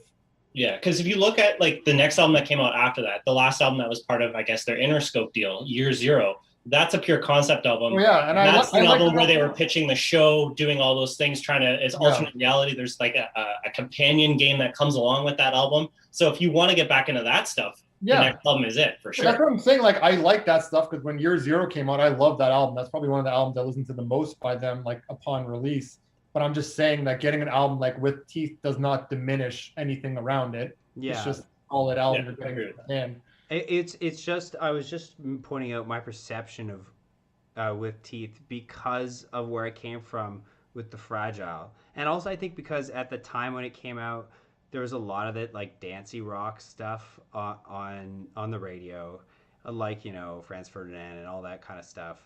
So I kind of felt like Trent Reznor's like, all right, that's interesting. He's just jumping in with the trend. Okay. So that's just the feeling I got. But they were doing the dance beats since the beginning. but you listen to the bite the hand that feeds is a particularly kind of Boots and Cats kind of dance beat that you don't get on The Fragile. You don't get it on The Fragile. It sounds like you don't like that song. That's okay. You don't have to like older songs. Good, and I'm going to talk about it when I don't. Have you listened to anything else beyond that, or did you stop at that track, Ryan? Like, I stopped there. I have like Broken Downward Spiral, pretty Hate Machine, and I think that's it. Well, plus this guy, but. Have you listened to any like Trent Reznor's like soundtrack work or anything like that? Yeah, man. I had Quake. But also, just whatever, just here and there. So, like, I mean, like in the 2000s, like that stuff, like Social Network or anything from the Vietnam soundtrack or anything like that? Explicit soundtrack stuff that he's released? No, just songs.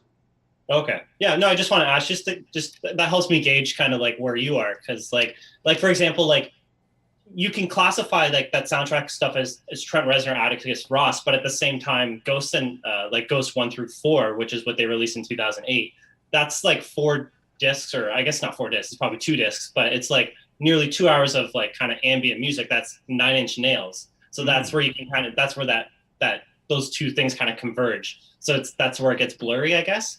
So if you've never listened to that soundtrack stuff, that might be like, that could be a section of 9 Inch Nails that you're just not aware of, or that you don't like that changes like kind of my perspective of like that makes me understand your perspective on this a little bit better, I find. Yeah, I don't know. Like the soundtrack stuff, I separate in my head. I don't consider it like part of discography. Like I think that's just like side job work. Like not even.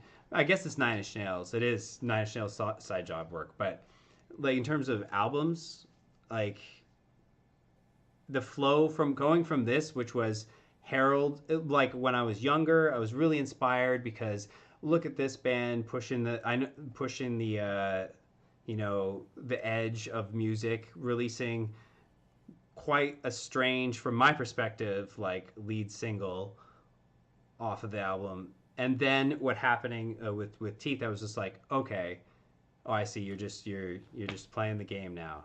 So I don't know if that was a shared perception from like anybody out there who got into 9 Inch Nails around the same time.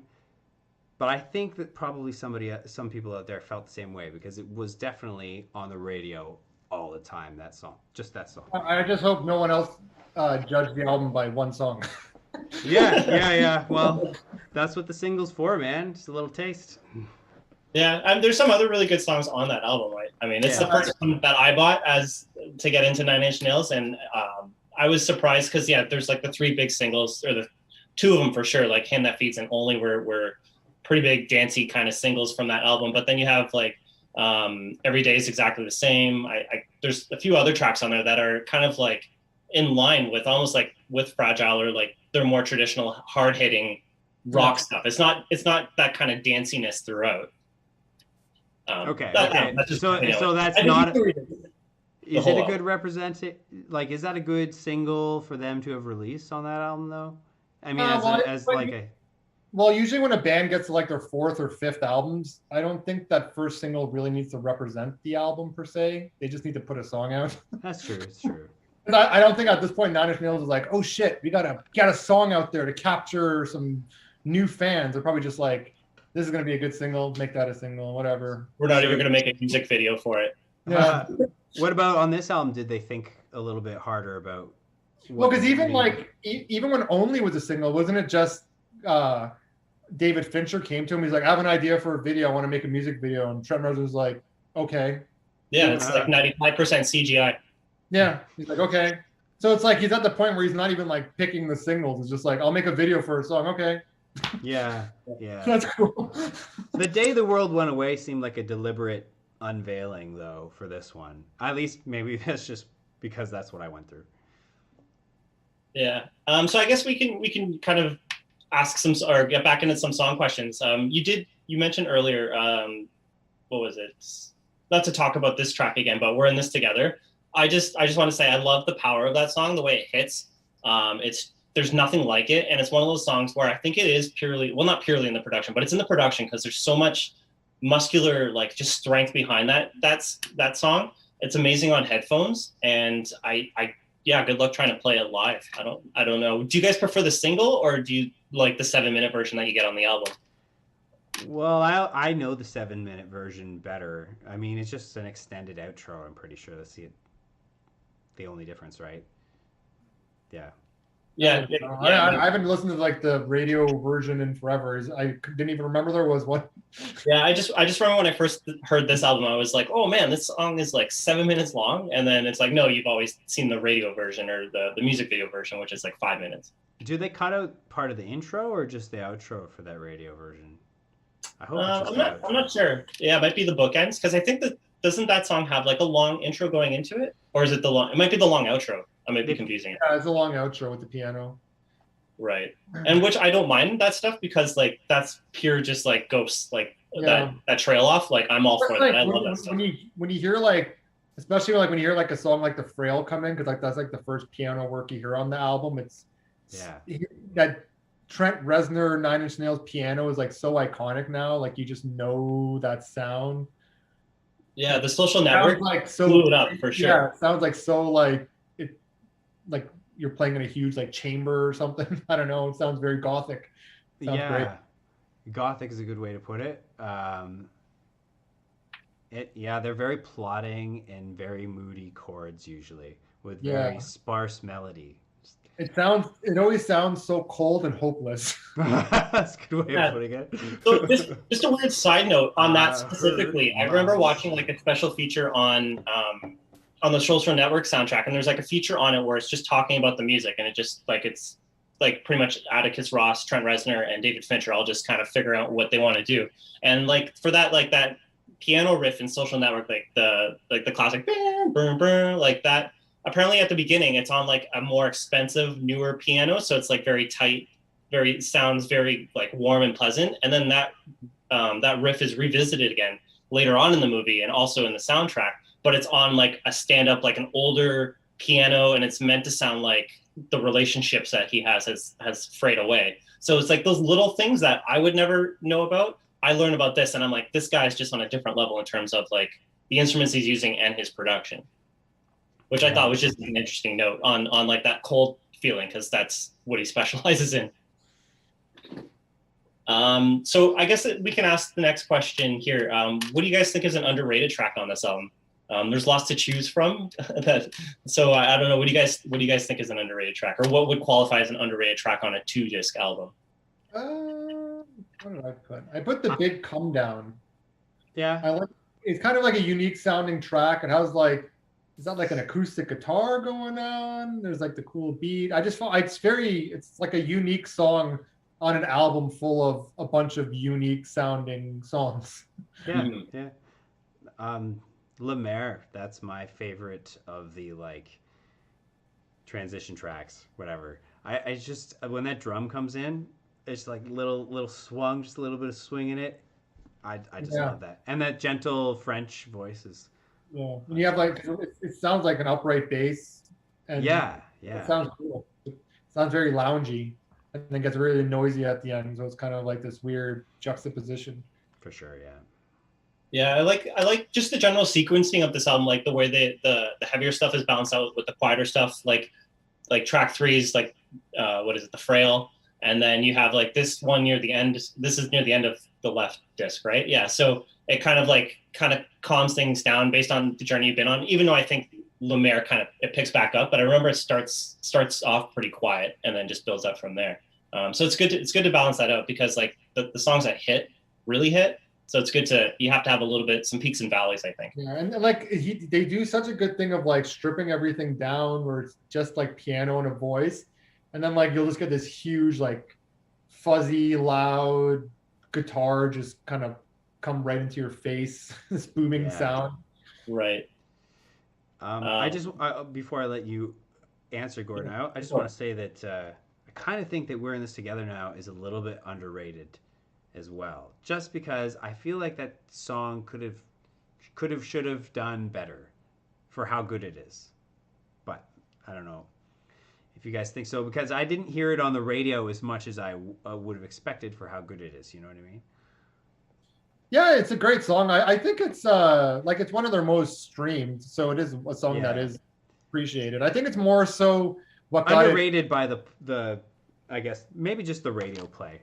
I think that's what I was going to get to. I think on the radio, the reason why it wasn't played as much as like a Star Fuckers is because of the length. Yeah. Because it was like, it's over 7 minutes long. I think the radio version cuts it down to like 6.5 or 6 or something. So still now it's still long. And usually the average radio song is like between 3 to 4 minutes.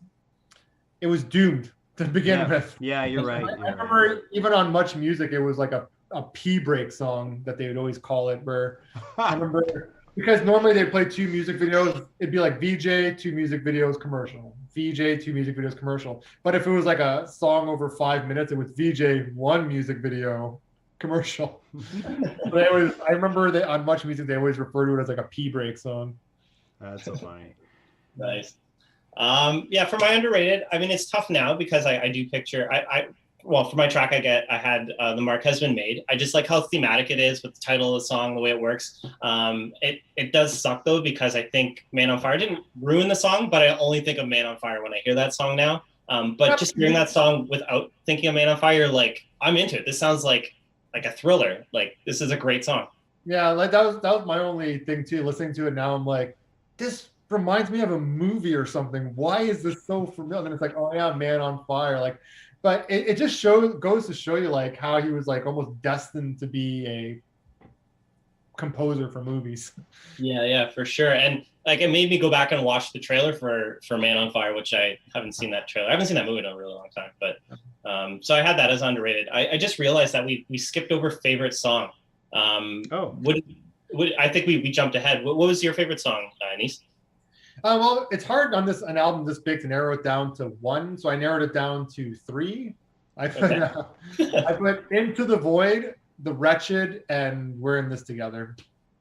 Nice. I actually had two of those. I had The Wretched and We're in This Together as mine. I've already talked about We're in This Together. I like The Wretched a lot, though. It seems like I think that was the track that was used on the Vietnam documentary, but it was just the instrumental that was used. But I think that's a good song. Just kind of like it's a good example of the amalgamation of this album of what like Nine Inch Nails was at the time, plus where Trent Reznor will go, because you have the aggressive sounds and the elements that come together, but it's also got this brooding quietness to it that you can play it in the documentary as a score, and it's perfect. Yeah. So that's why I had that. Like the song just like creeps, like no matter if the guitars are like they get louder or whatever they're doing, the beat is just sort of like creeping along. Mm-hmm. And it just gives the whole song this like very brooding feel. Like and the guitars, that guitar sound just so loud and thick and heavy and crunchy and and everything. How about you, Ryan? Do you have a fave? We're in this together. We're in this together now is my clear favorite. Like that. I don't know. It's just a really well written song. It's kind of like odd. It's uplifting, right? But it's like really aggressive. But the chorus is a little bit uplifting. It's like kind of like a "Don't worry, everything's gonna be all right" kind of vibe. But you wouldn't expect it from Nine Inch Nails. I was trying to like this because that guitar, like the guitar riff, just sounds so unique. And I was trying to like, how do they create it? And it's almost like you don't hear the beginning of the strum or any of the trail off. Yeah, it's just like you're only getting the middle part of the ring. I don't even know how to explain it. Yeah, there's no attack. There's no pick. Yeah, pick it's on like it. Just yeah, it's like it's from the middle. Yeah, it's like it's coming from the middle as opposed to like a strum. It's like I don't know. Yeah, and the guitar they're just shaking on their own. Probably. The guitar in the guitar solo too is like that's a really awesome guitar solo. It's just so and they couldn't cut that out for the radio, so I guess it's a pee break song. When I was playing it today and like just hearing all the different like solos and bridges on this album, I'm like, a lot of these are like Anise style solos, not very complicated but sound cool. Yeah. What effects can I add to this to make it sound cooler? And then I guess this can wrap up the song questions. Anise and I answered this earlier. I wasn't sure if Ryan had the same answer. What's the song that you skip, Ryan? Anise and I think we both had Starfuckers.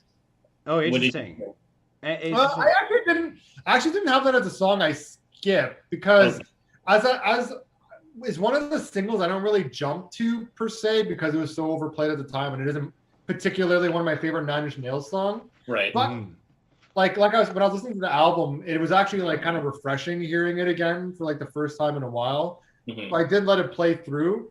I would say this album, because of like how it flows, how everything flows on this album, it's hard to skip anything.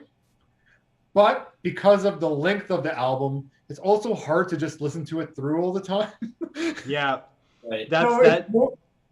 So it kind of creates that whole like jumping around thing. Plus, like Nine Inch Nails have so much work now. But I think after revisiting this album this week, I probably will revisit it more. But yeah, generally, there's a lot of these songs I hadn't even heard probably in like 10 years, just because Nine Inch Nails has so much stuff and they're constantly releasing stuff. It's hard enough to keep up with their new stuff, let alone have time to jump back and listen to a 2 hour album. So I don't even know like what song I would say I skip because as of right now, I'm like falling in love with this album again. So I want to say nothing, but I can see, yeah, maybe Starfuckers in the future or maybe one of the filler songs, quote unquote, that we've been talking about. But let me just correct myself. I did say song we skipped, but I think we meant song overplayed. That's what we mentioned. Oh, okay, yeah. Yeah. So for song you skip, you mentioned an interesting thing there, Anise, which I wanted to talk about. Do you think that like the length of this album kind of hurts it? Like without, like, yeah, we talked before about like the discs, but I find for me personally, I have to kind of be in a specific mood to want to listen to this album, and when I do it, I want to do it like the whole thing from beginning to end. Other than maybe I'll listen to like 5 tracks here and there from time to time because they're bangers, but you kind of have to be in the right mindset to listen to this album, right? Well, that's always like the biggest issue with a lot of double discs. One of the smarter things I have seen done with double discs or longer albums more recently was like I've seen a couple of artists do it, but the first one I remember doing this was Drake. I forget which album, the one with like passion fruit and stuff, where he didn't call it an album, he called it a playlist. Right, I remember that. It was long, but the whole idea was this isn't an album in a track order, just put it on shuffle. So if I think when it comes along, like I know this was written as an album, everything flows nicely, and that's how it's kind of created. But I think nowadays the way music is digested, it's hard, especially to keep your attention for almost 2 hours to listen to like one album. It's just the way the world works. Whereas I think if you got a longer album now, it might work better as dumb as it sounds, as dumb as I thought it sounded when Drake said it. An album might work better as a playlist, but an album like this doesn't really work like that. It's just long and requires a lot of time and dedication to get through it. So yeah, it's a hard. I'd say the length does kind of take away from it because I'd probably be more inclined to revisit the Downward Spiral or With Teeth or Year Zero than I would be this, just because of length. Right.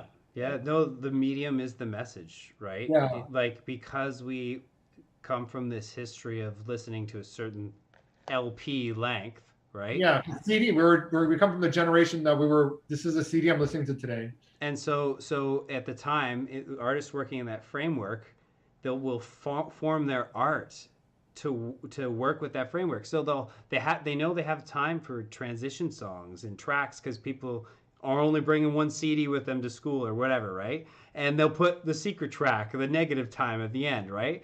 And that can't. So now in this new format of playlists, you're probably right. But so the question is there enough people left who appreciate listening to a whole album and being put in a mood like that and carried along from song to song? Is there enough people who still appreciate that to keep that art form alive, or a playlist just going to kill the album? Well, you have to come up with like different release strategies. I think there is still room for like a good album because when a good album does come along, I feel like we're kind of getting back to, or if certain artists, if they release an album, gets paid attention to. But for example, like for the Nine Inch Nails' newest album, was that one that came out, I think, was it last year or 2 years ago, called Bad Witch, 2018. It's called Bad Witch. It only had 6 tracks on it, but it was considered an entire project with the 2 EPs before it. So it's almost like a different release style. So now it's like he released 2 EPs in a 6-track CD, and it's like 3 different releases, but it's one project. Right. Like you have to play with how you release stuff nowadays. Like I don't know if you could release a 2-hour project like this and get a lot of play. You might get, the initial curiosity of people. Then you'll get the people who like choose specific tracks and revisit those. But for someone to sit through, especially when it's a fresh album and it's brand new, to sit there, listen to it for 2 hours every day, that's a lot to take on. That's pretty much people listening to 2 hours of music a day. Yeah. Yeah, back when I was in high school, I'd throw the Fragile in my knapsack and listen to disc 1 in the morning, disc 2 in the afternoon, and that was my day. Whereas now I can just have my phone in my pocket and I have every single Nine Inch Nails song ever recorded. Yeah, you're not forced to stay in that zone. So, yeah. But that's why I like the idea of like shorter clusters of songs connected because people's attention spans are short. But I still love the idea of being kind of guided from song to song as if there's Yeah, some sort of connected frame. So you guys are right that the length kind of hurts the number of times you're going to listen to this whole album, of course. So when you ask what are the skip track or what is the skip track, it's more like there's a cluster of songs I will go to that are yeah, spread throughout. So I'll either skip through those ones or I'll be like putting it down and like I'll be doing something while it's on for 2 hours, or I'll yeah. maybe only get through one CD and then I'll do the other one some other time. Yeah. For a lot of times, what happens to me is like I'll be like, I want to listen to the Wretched, let's say, so I'll put the Wretched on, and then I'll be doing something else, so the CD will play out. That's just like not this album, but just any album. So yeah, Yeah. it's harder to find those moments because like now it's like I'm driving to work, it takes 10 minutes. It's like I can listen to maybe 2 or 3 songs, or if I'm at the gym, that's where I have the most listening time. But we're in a lockdown, I can't go to the gym, Yeah. so it's like it's either I'm gonna lay in my bed and play music, which I do from time to time, but now it's like you have every friggin' CD at your fingertips. You're trying to revisit your favorites, trying to keep up with what's new, trying to listen to something. You know what I mean? Like you're trying to take in. There's too much. Yeah, too much choice, man. It's like Choice. Choice. I don't know what to listen to. I only want to listen to half of every song. It's always good to hear your frustrations with these kinds of things because like I feel like the older I get, it's like the less time I can dedicate towards music. Like when I was in high school and college, it's like I only have time, so I'm going to watch movies or I'm going to listen to music if I'm not at school. So it's as you get older, you're like, okay, I got to do this thing. So where can I fit in music? Okay, on the drive or at the gym or here or there. So it's as it goes on, like as you get older, you don't have those opportunities. So you gotta sneak it in. You're like, okay, now I'm listening to podcasts all the time. So how do I do that? Okay, I got to listen to it at 1.5 or 1.2. Then I'll listen to music at regular time. And it's just interesting. Like even I today, listen to the Fragile on 2 times speed. It's good. It's good. like Just want to die after. like even today, like there was releases from J. Cole, releases from the Black Keys, and release from St. Vincent, and it's like, okay, 3 albums I want to listen to. Now I have to find like 3 hours, about probably like between 2.5 to 3 hours to listen to these albums, and to properly digest it, you're gonna need a couple of listens to like form an opinion. You know what I mean? Like it's just so much music. Yeah. That's interesting. I have a very different relationship with music, like obviously, because I'm like constantly doing music related stuff. So when it's time for me to take a break from work, I don't listen to music because I'm doing music all the time. And so I don't feel the need to like ever catch up on anything. I basically just listen to stuff that you guys tell me to listen to, or other friends will just show me, and it's like that's whatever I consume because I can't like obsess reading things about music outside of my work time because I've already done that all day long. You know what I mean? Yeah. So Right. Yeah, it's like you're kind of like the inverse because like Anise and I have like day jobs and then we're just looking for music as like a way of like recreation or leisure, Right, and then yeah. you're like that. It's like the opposite for you. So when you're not doing work, then you're like, okay, I don't want to be doing more work. yeah, For me, I just try to put my headphones in as much as possible. Like when I'm at work and I'm doing some sort of busy work, I'll throw my headphones in and put on an album and let it play through. Or I was going for drives for a while just to get in music and just to get out of the house, but now gas is expensive, so Yeah, I don't want to do that anymore. Yeah, no, I think the bulk of my music listening is at work. I'm fortunate enough where I have a job where I can listen to music while I'm working. If I didn't have that job, that would just be like a dramatic decrease in music listening. Like, Oh yeah, yeah, the gyms being closed have really killed my music listening. Like I'll do some workouts in my garage now with like a buddy will come and do like just some workouts, but it's usually just some sort of power dance music, upbeat. right, yeah. Right? yeah. No Nine Inch Nails or Trent Reznor, Atticus Ross. Not this week. So I guess we can use this to kind of wrap up the song questions. Did you guys have any other songs that you wanted to mention before we move on? I just want to say there's so many songs on this, and like they all sound great for like so many different reasons. It's hard to like, it was hard there's like so many ways you can write. That's an awesome guitar riff. That's awesome bass. That's a awesome. A lot of it is like production. It's stuff you can't even explain. You're like, just the way the bass hits on this song is different than any other song. Like it's hard to even explain. Like it's hitting me in my chest as opposed to my ears. Mm-hmm. But yeah, no, it's such a good album, and I know we probably touched on like half of it, but there's so many good songs on here. And if you're into anything atmospheric and if you're into anything heavy, I say give this album a listen because it's a bunch of good tracks. Or if you're even just a fan of the music you've heard in like The Social Network, or you heard in The Girl with the Dragon Tattoo or whatever, Yeah. check out Nine Inch Nails, because this is where it comes from. There's actual songs with those sounds. Yeah. Or if you're a music nerd, like an active listener, there's so much ear candy on this. Like if you put this on, you just hear these little things happening. There's lots of, it's not boring. Like even if it is repetitive at times, that's supporting some other change. Like it's never boring. There's always like so much new elements in every new track. Yeah, like every song seems to build and build and build. Like I want to ask.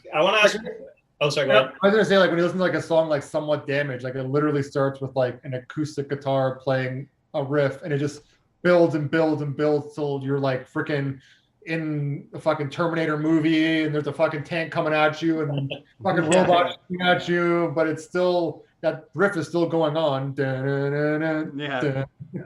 And I think it starts in 3/4, switches to 4/4. That's it's kind of got like a 3/4 thing going on. So da-na-na-na, da-na. That's like 1 2 3 2 2 3, but the drums are like 1 2 3 4. So you get these two layers off the top, and so they kind of don't cycle the exact same. Must have been really weird to scream over that, but I don't know. And there's a thing about like Trent Reznor. I'll mention this as well. There's a couple things. Trent Reznor vocals, it's kind of the way it's mixed into the music. He's always like screaming and different stuff, but it never seems to overpower the music. It's just kind of in this perfect zone in the song. Mm-hmm. And I feel like Trent Reznor has found like a vocal melody hack where he can almost say whatever he wants in his vocal way of singing. Like I probably won't be able to do it now, but I've been doing it all week where I was just like, I can't. I'm not going to try to do it. Try to be. Yeah, but he can like almost say anything just in his like cadence and his singing style, and it like works. I gotta give a coffee today. Yeah, like I see what you're saying. Like he's just like aggressive. Yeah. And yeah. I don't know. It's hard to explain, but like just his singing style, it can't like be mimicked. Like it's funny, for as many bands that like Nine Inch Nails has obviously influenced like so many people. The only band that I can think of that kind of sounds like them is there's this British band called Bones UK. They had an album come out a year or two ago. They even did a cover of I'm Afraid of Americans, but she has like the same sort of like, she can do the same vocal thing, and their music production kind of sounds similar. So, interesting. Yeah. I'll recommend Bones UK if you like Nine Inch Nails. Now, how do you guys feel about Trent Reznor's vocals in general? Well, it seems like in every picture that you see from him, it doesn't matter what decade it's in, he's always got a t-shirt and he's jacked and he's screaming into a microphone like this, just microphone, both hands on it, right up to your face, screaming into the mic. And if you look at pictures from like, what is it, Lollapalooza 91 to like, 94. I don't know, the Ninja Tour, it's always the same Trent. So I don't know, you can tell like, it's just like, it seems to be like right there in his face. And that's where he lives with his range. I love his voice, and I think his voice and like his scream and everything just kind of fits the music kind of perfectly in a way. I don't know. I really like Trent Reznor. I respect that guy a lot. Mm-hmm. Yeah, for sure. He's done so much stuff. Yeah. Yeah. Going back to Somewhat Deranged, or just a random piece of trivia. Apparently, they used to play that song, like the CIA used to play that during enhanced interrogations, like at Guantanamo Bay. And then Trent Reznor found out, and he was like livid. But he's like, "What can I do? Like, I have no control over what they're playing while they torture people." So you can charge them royalties at the very least. Maybe, I guess. But if it's like in a cell in some place, then no, you can't. If it's a government-run facility, they have to. Well, in Canada, they would have to pay SOCAN. Good luck. Good luck on that. I don't know if they're doing that at Gitmo. Good luck on that. Send an That's angry all right. letter. We'll be fine. So I guess this can. Oh yeah, sorry. I want to ask one thing, Ryan. You mentioned earlier, just at the end there, about how there's a lot of different sounds that are on like in every track on this album. Now that was kind of like one of the criticisms when this album came out, that there's just so much stuff. Do you find that's a problem, or do you think listeners would be turned off with something like that? No, maybe back in the day that would have been shocking. Like, oh, there's so many different things, but nowadays it's like everything's got everything on it. Yeah. Well, not everything, but a lot of stuff. It's all about. I know it's all about building nowadays. Like and layering. Like I was saying, like his approach to how not Trent Reznor works is pretty much how everyone works now. Like, yeah. You look at Tame Impala, and it's the same thing. You look at like even just a band like 21 Pilots. It's two guys and like a whole production team probably behind them. You have Royal Blood. It's two guys, but it's a whole bigger sound. Like a lot of bands are. It's almost like it's more of a collaborative thing now, where it's.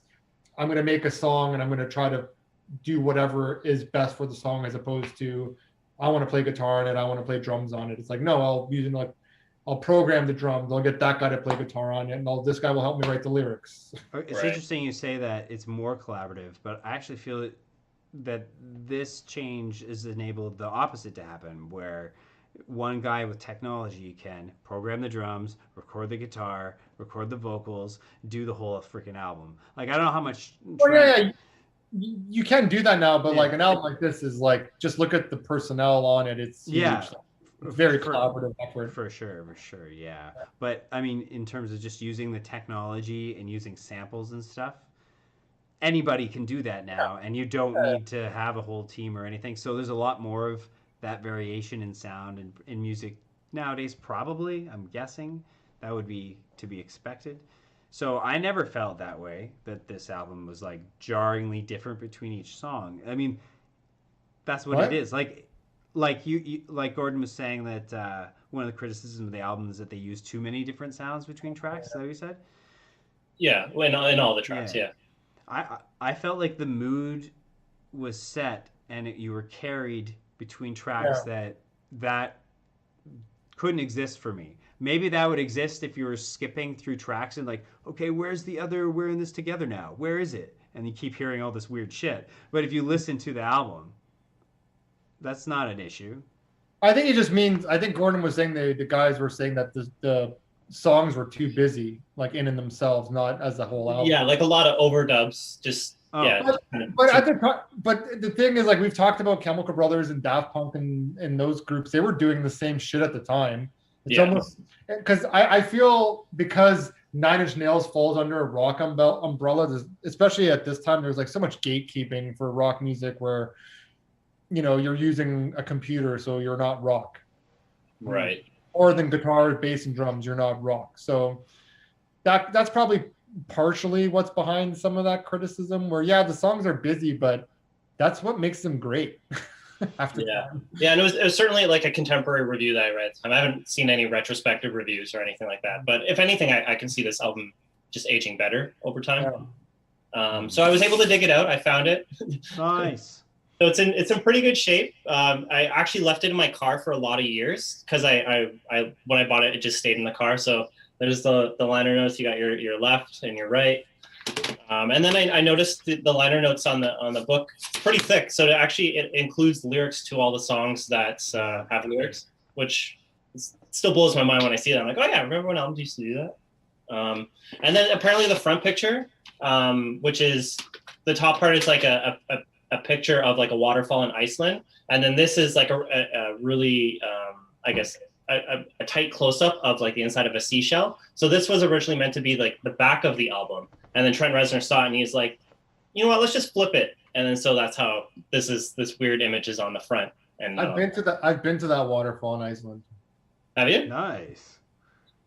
So I wanted to ask you, Nice, you said you've been to Nine Inch Nails shows before. How many times have you seen them, and what tours did you see them on? I saw them 3 times. The first time I saw them, I don't remember the tour name, but it was with Queens of the Stone Age and Death from Above. Okay, yeah. The second time I saw them, I forget the order now. I think the second time I saw them was on their farewell tour, Wave Goodbye. Yeah. And then I saw them again when they came on the, or I forget the order. I may have seen them 4 times. But then I saw them on the Ninja tour. Which No, so, was, sorry. It went 3 times. The first time was the Queens, then it was a Ninja tour, then it was Wave Goodbye. But they're all great shows, all like completely different stage shows. And I don't know, like Nine Inch Nails are almost like a different animal live. They're actually one of the bands where I'll jump to like live versions of songs. Like I remember in Muse, I was saying it's very few bands I'll do that with, and Nine Inch Nails is definitely one of them. There are live versions of some songs, like especially songs from like Pretty Hate Machine. Like there are live versions of Terrible Liar is fantastic. Their live version of Head Like a Hole, or even like March of the Pigs, where they kind of extend the ending, is cool. And like even songs from this, like The Wretched, and when they play Into the Void, or when they play We're in This Together, it's always like huge moments in the show, and it's very good. And I would go see them live if I could right now. that kind of reminds me, because I knew this. I used to at another job I used to work with this like metalhead guy. He was I think 10 years older than me, but he was a hardcore metalhead. And then I just asked him randomly one day, I'm like, if you go to like any tour, anytime, any place, what tour would you go to? And he was like, without even hesitating, he was like, Nine Inch Nails Self-Destruct Tour. I was like, sick. But yeah, that I always, whenever I think of Nine Inch Nails and touring, I always think of that guy's response. It seems like that would have been a pretty wild tour, because that's like peak 90s, peak, I'm sure, drug abuse, everything. Yeah, well, I remember the first time I saw them, it was kind of like a last minute thing. My brother, I think I told the story. I may have told the story twice before. I'll tell it again. First time listeners can enjoy. Because I remember it was like a couple of days before the show, and I just get an email from my brother. He's like, some guy on eBay or Kijiji or somewhere. He's like, some guy is selling 2 tickets to Nine Inch Nails, Queens of the Stone Age, Death from Above. Do you want to go? And I'm like, it was such like a, yeah, fuck, of course I want to go. Absolutely. I've never seen any of those bands live at the time. So I was like, yeah, fuck, I'll go. So then my brother had bought the ticket, told the guy we'll buy the ticket. So now we're driving to Toronto. We don't have tickets because we're going to meet the guy outside of the ACC and buy them. The whole time we're just like, I fucking hope like this guy's there. I hope this guy's there. And then we get there, we meet up with the guy, buy the tickets, and then we're sitting beside him for the whole show. And I'm pretty sure like him and his buddy were like doing drugs or something the whole time on their seats. But, yeah, it was a good show. Cool. Yeah. Cool. I think I told this story last week. I think you told it last week for Queens of the Stone Age. I guess it's the same tour, so that makes sense. Nice. And then I saw them. Yeah, Ninja. Saw them at. So just to clarify, what does Ninja mean? Was because they were touring with Jane's Addiction, so it's 9 Inch Nails with Jane's Addiction, so it's Ninja. That's cool. Yeah, I just wanted you to point that out, because I think that's a great name for tour. That was a cool. They had Street Sweeper Social Club open up, which I think I talked about the show in the Rage Against the Machine episode. Tom Morello. It was Tom Morello where he came out and did all the tricks. But yeah, no, that was a good show. I was actually came across pictures from that show a little while ago. I think it was like Facebook Memories or something. I'm like, oh yeah, nice. Great show. And there's actually a live video on YouTube of them playing We're in This Together. No, so playing I'm Afraid of Americans, where the camera's like on stage, and it's like that's the show I was at. I think I did it when back in the day, but if you watch the video and pause at the right moment, you can see me. You got to get a time code, and you got to post that clip. Yeah. Well, you can see like me, my brother, my sister, and it's actually the rare occasion that me, my brother, and my sister went to a show together. So nice. 9 Inch Nails is all in the family in my house.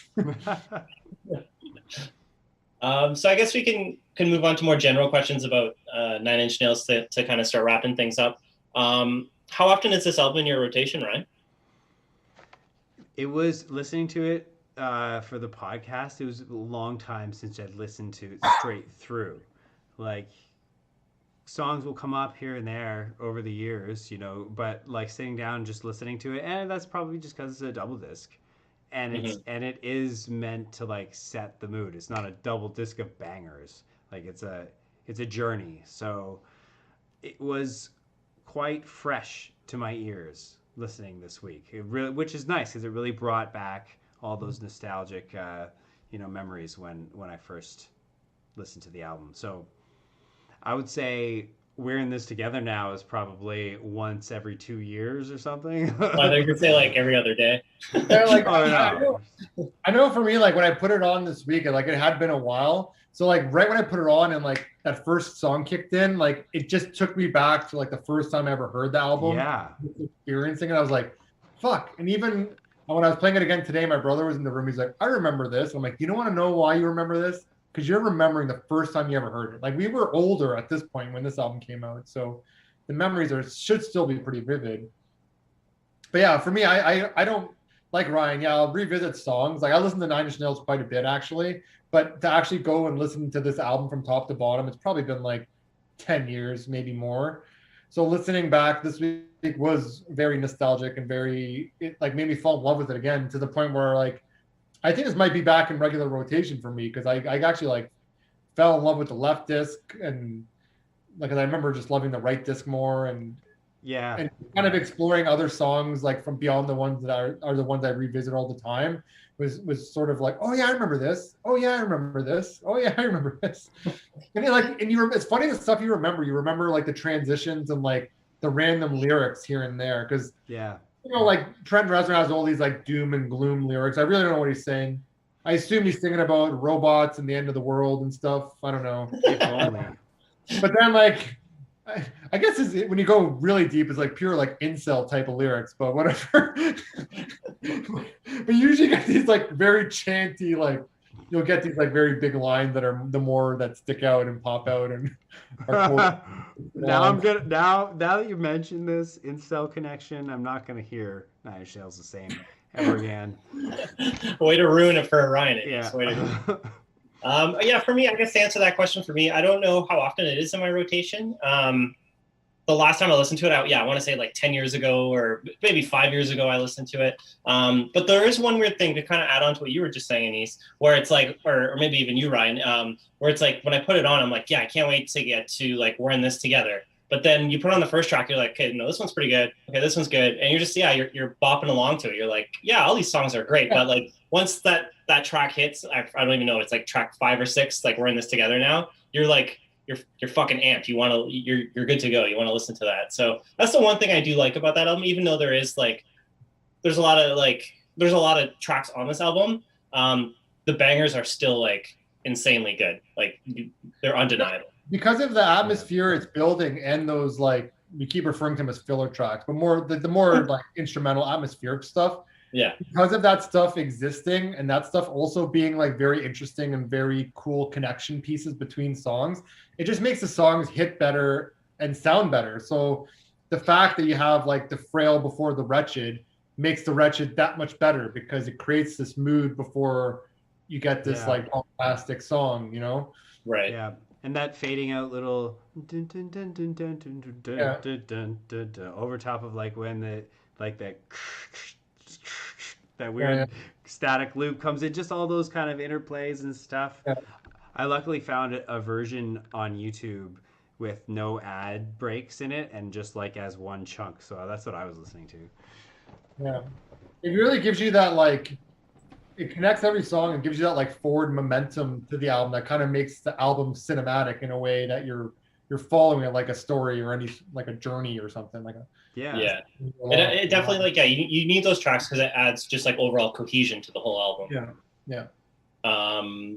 Where does this album rank in Nine Inch Nails discography?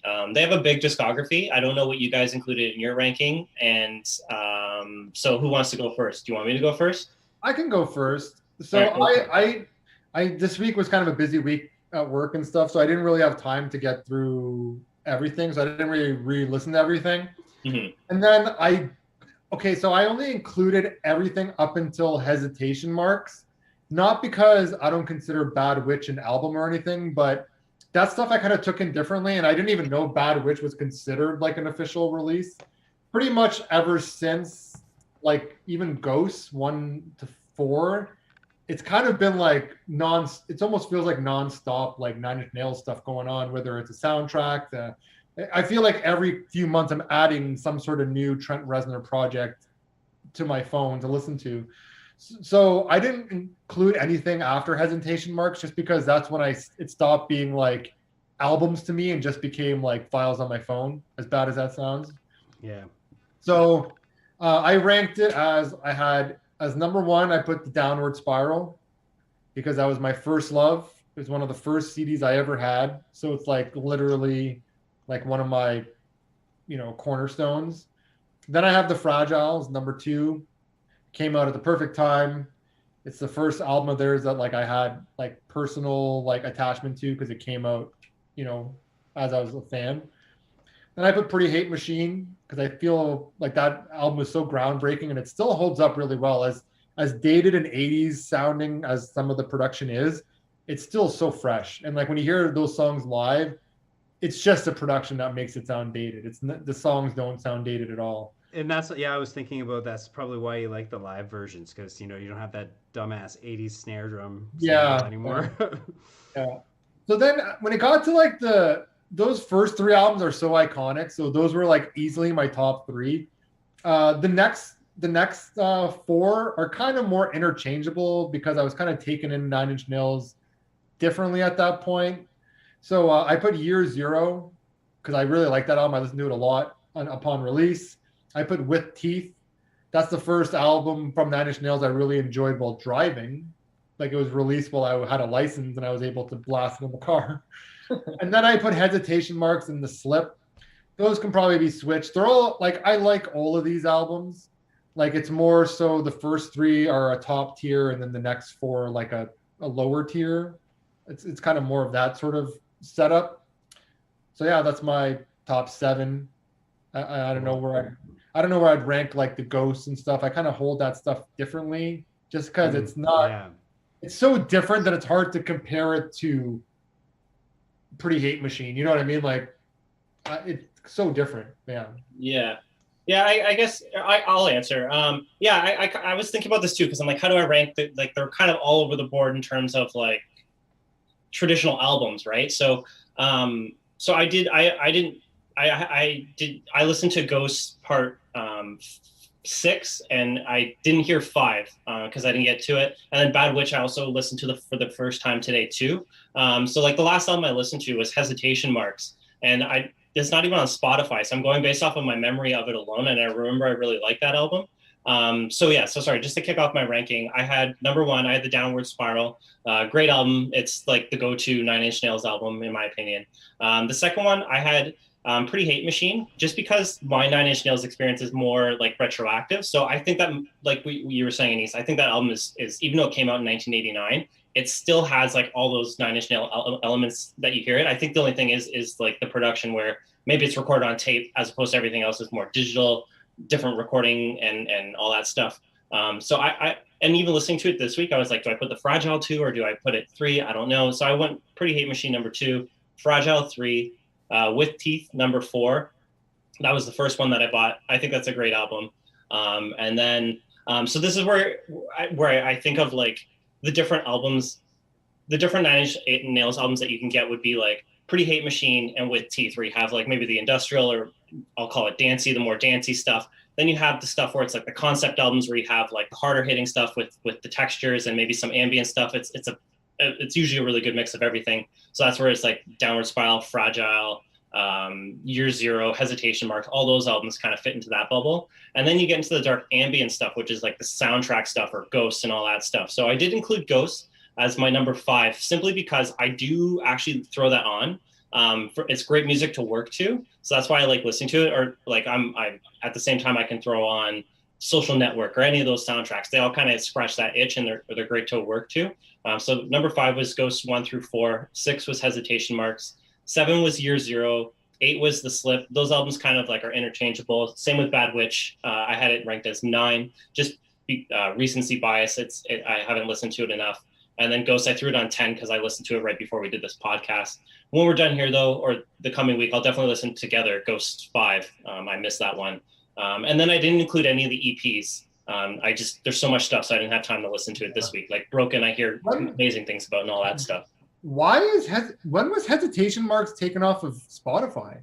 I have no idea. I just saw it wasn't there, so I don't know. Because I remember like listening to Copy Ava and Came Back Haunted like all the time because Came Back Haunted like was a big song. I remember I really liked that song. Yeah, I'm actually kind of flabbergasted it's not on there. And it seems to be the only one because like all the other full-length albums are on there. Huh. So it's a weird mix. Maybe there's some reasoning. I know Trent Reznor's like the creative chair of Apple Music, so maybe it's like a Apple Music exclusive. But yeah, it's not on there. So I kind of dug into it, but I didn't really find an answer on why it's not on Spotify. I don't know. It's always weird when you come across an album that's not on Spotify. It's always like, why? Yeah. Why? Especially when you have like all like 13 others plus tons of singles and EPs and pretty much everything. I swear, like I think back when that album came out, I think I had Google Play Music, but I'm pretty sure it was on there because I remember that's how I listened to this album. Yeah, because I think it's a download only album. Like after he's on his own, independent, you can't buy these in a physical form anymore. Yeah, this is strange. A little bit weird, but could be. So I'm going based off of my memories, my nostalgia of that 2013 album, Hesitation Marks. Hopefully, it's still good. I got to revisit it though. Is there a different like co-writer or co-producer? Like if somebody else shares the rights, they may have a hard time licensing it. Well, something like that, I don't know, because Trent Reznor's pretty active against the record labels. He's sued record labels in the past and won and stuff like that. So I think everything he does now, he's pretty exclusive with.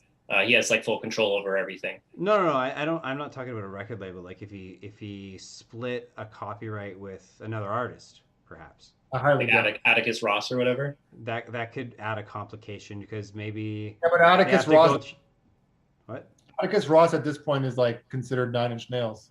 Yeah, since 2016, official. Who knows what the story is? It'd be nice to know, but. Yeah, maybe it's just like a honest mistake or something. I don't know. Forgot to click the upload. Yeah, who knows? How about you, Ryan? What's your ranking looking like?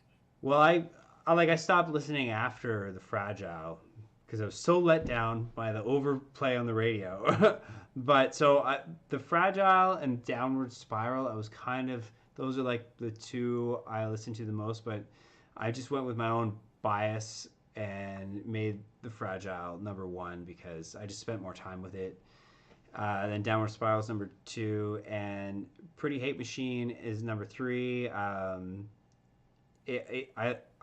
Although there is that like 80s vibe, like the songwriting's really good. Like Head Like a Hole, I love that song so much. That's like I crank that time every time I hear it. And then last I have Broken, which I've got right here actually. It's the only one I could find. Nice. But, still kicking. Hopefully I have a CD player somewhere. Just drive around just to listen to it. Yeah. No, that's good. So I guess I'm not sure how to answer this question. We always ask it, but what is Trent Reznor's peak? If you had to give him a peak, or Nine Inch Nails, what is this their peak, or where would you say their peak is? I would say when he started winning Oscars. Yeah, I'll agree with that. Social Network is probably his peak, I think. Like I know at this point they were like huge, winning like Grammys or nominated for Grammys pretty much whenever they released anything. This was a huge album and had like their highest charting song. So I guess commercially, this is when they were everywhere and pretty much like I guess you could say the same thing with Hurt and all like Downward Spiral. They're just like such a big and important band. It seems like whenever he does anything, it's kind of important, especially when this album came out. It was like such a big deal. So it falls into like that same, like when we're talking about Tool and even Weezer, when they came back from a long break, they seemed to get that like bump from not releasing anything for a while. And so did Nine Inch Nails. That's probably why this album charted so well and did so well and got so much play that it did compared to some of the other stuff. So I'd say this was like their peak. It was a double disc. It's pretty much like Trent Reznor's magnum opus to this point. It was like their, everything kind of came together. Yeah. Mm-hmm. So I'd say this is probably their peak, if not commercially, I'd say like creatively.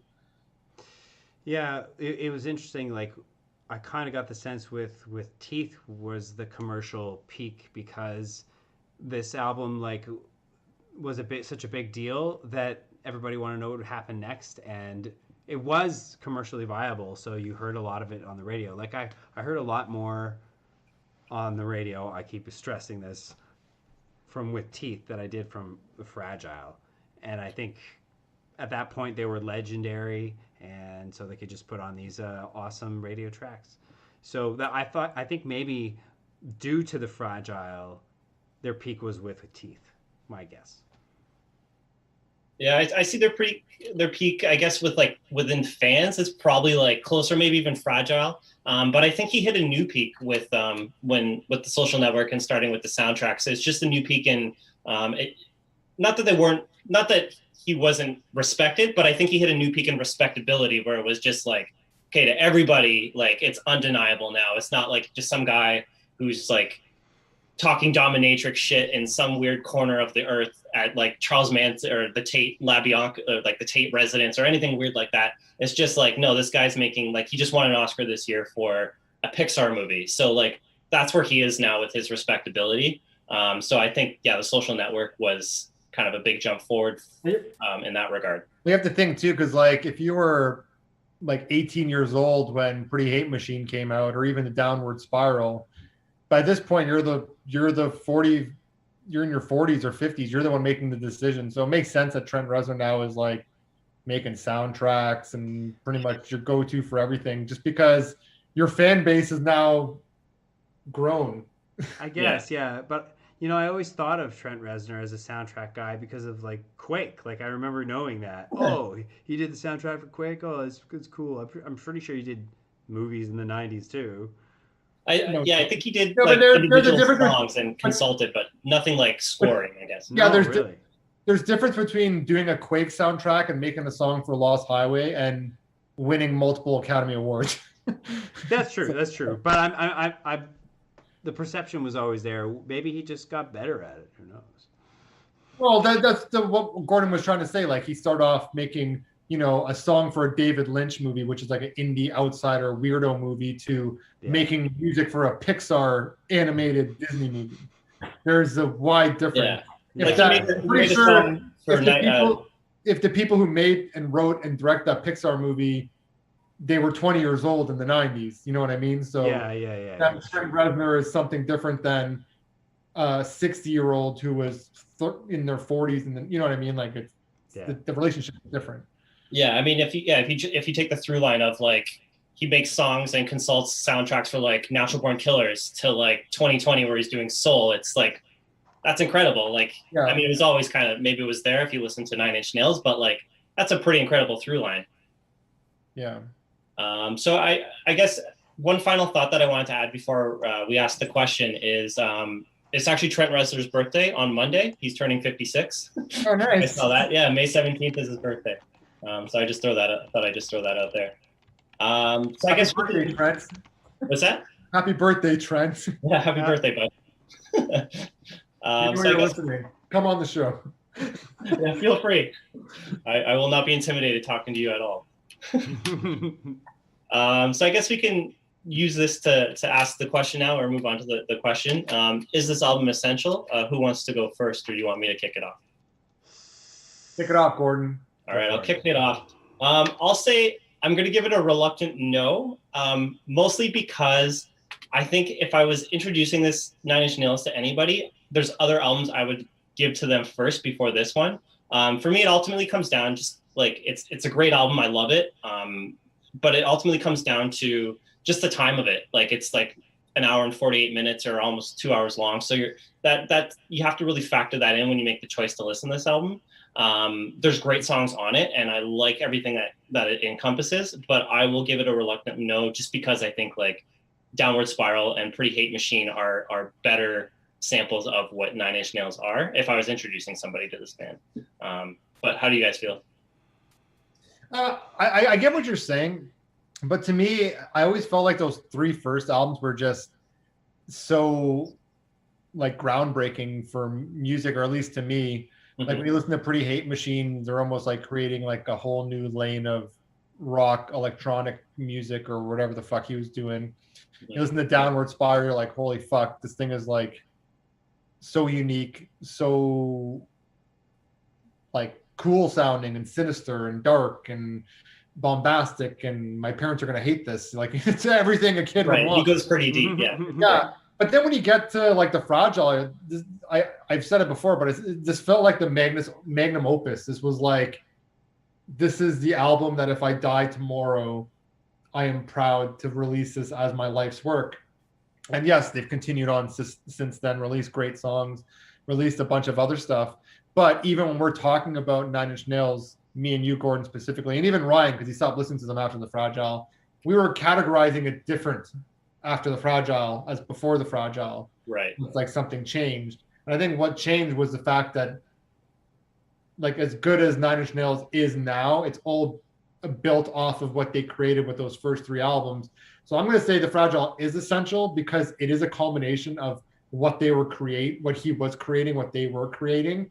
And it's hard. I'm sure if we talked about any of those other first 2 albums, which we may, it might be essential across the board, because I don't know. I feel like it's very rare that we get an artist that kind of created a lane for themselves to the point now where he's like your go-to for anything. Like even someone sampling a Nine Inch Nails song, it became the biggest song in the world. Someone sampled one of the Ghost tracks for Old Town Road. We didn't even talk about what's his name.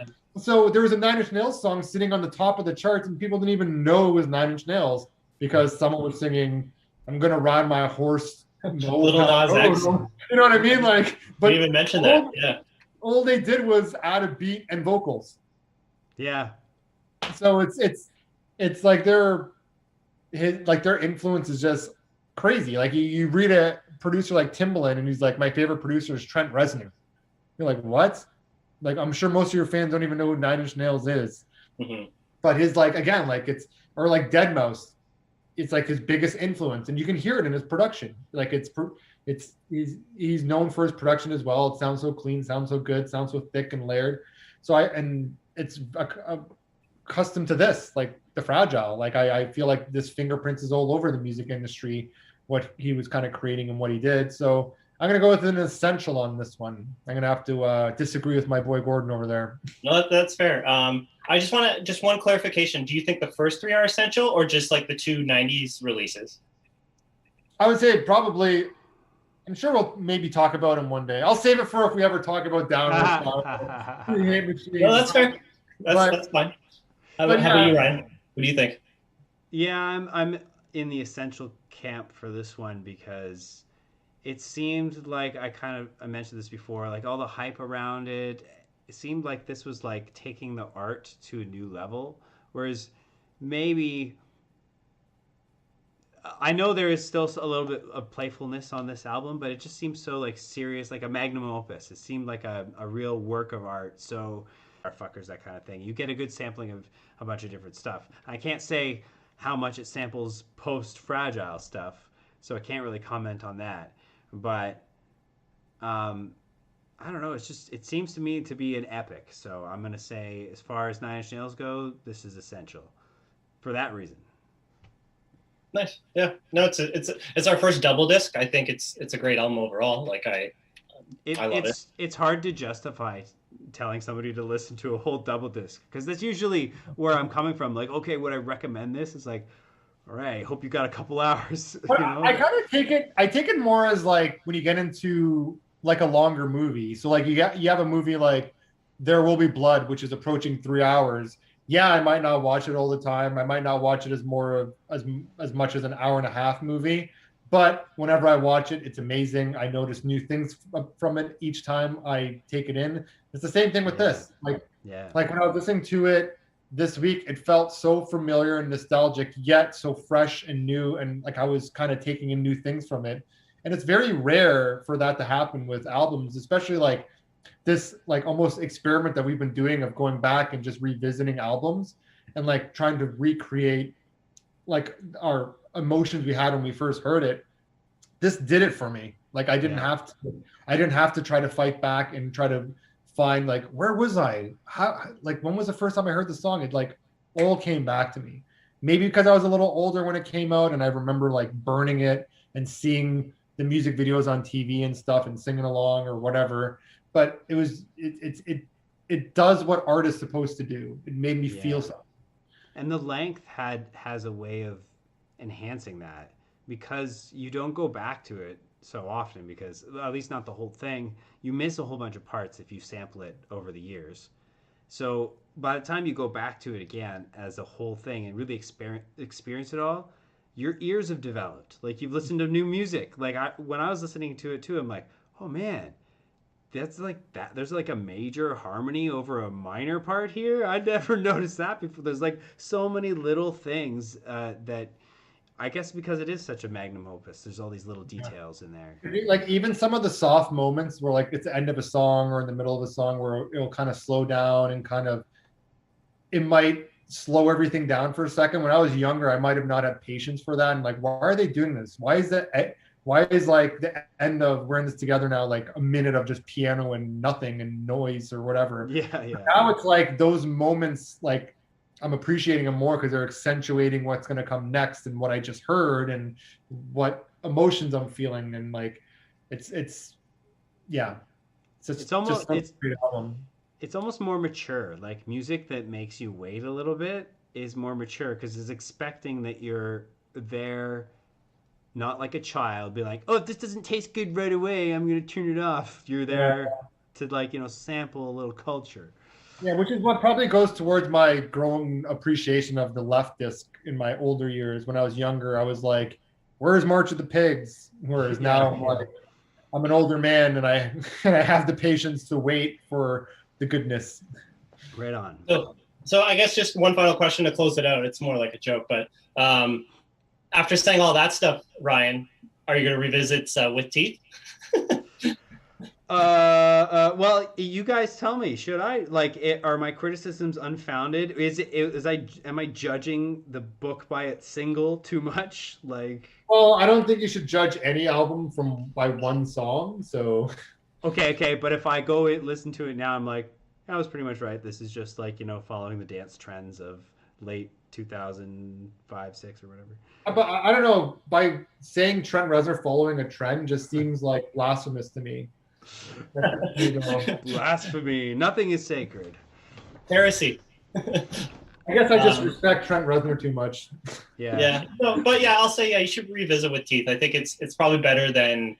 I'm gonna say be surprised. I'm gonna say don't revisit it. You don't deserve to listen to it. You're not any criticism leveled against our dear leader who we met with. Cool. So I guess on that note, we'll wrap it up. Thanks for joining us this week on the Essential Albums podcast. Like and subscribe if you've been watching on YouTube this whole time. We appreciate that. Thanks for keeping up. If you listen to us, you can find us on Anchor and Spotify or wherever you find your podcasts. Next week, we said we were going to take a break, but I think we kiboshed that since we're locked down. We want to keep going. So what's the album we're doing next week? Broken Social Scene, You Forgot It in People. You kind of teased it in the middle of this episode. So yeah, I'm looking forward to that. Some Canadian content next week. Yeah, got to fill in that CRTC rules. Our CanCom regulations. So yeah, original music by Ryan Dugal and artwork by Vincent Tran. All right, we'll see you guys next week. Peace out.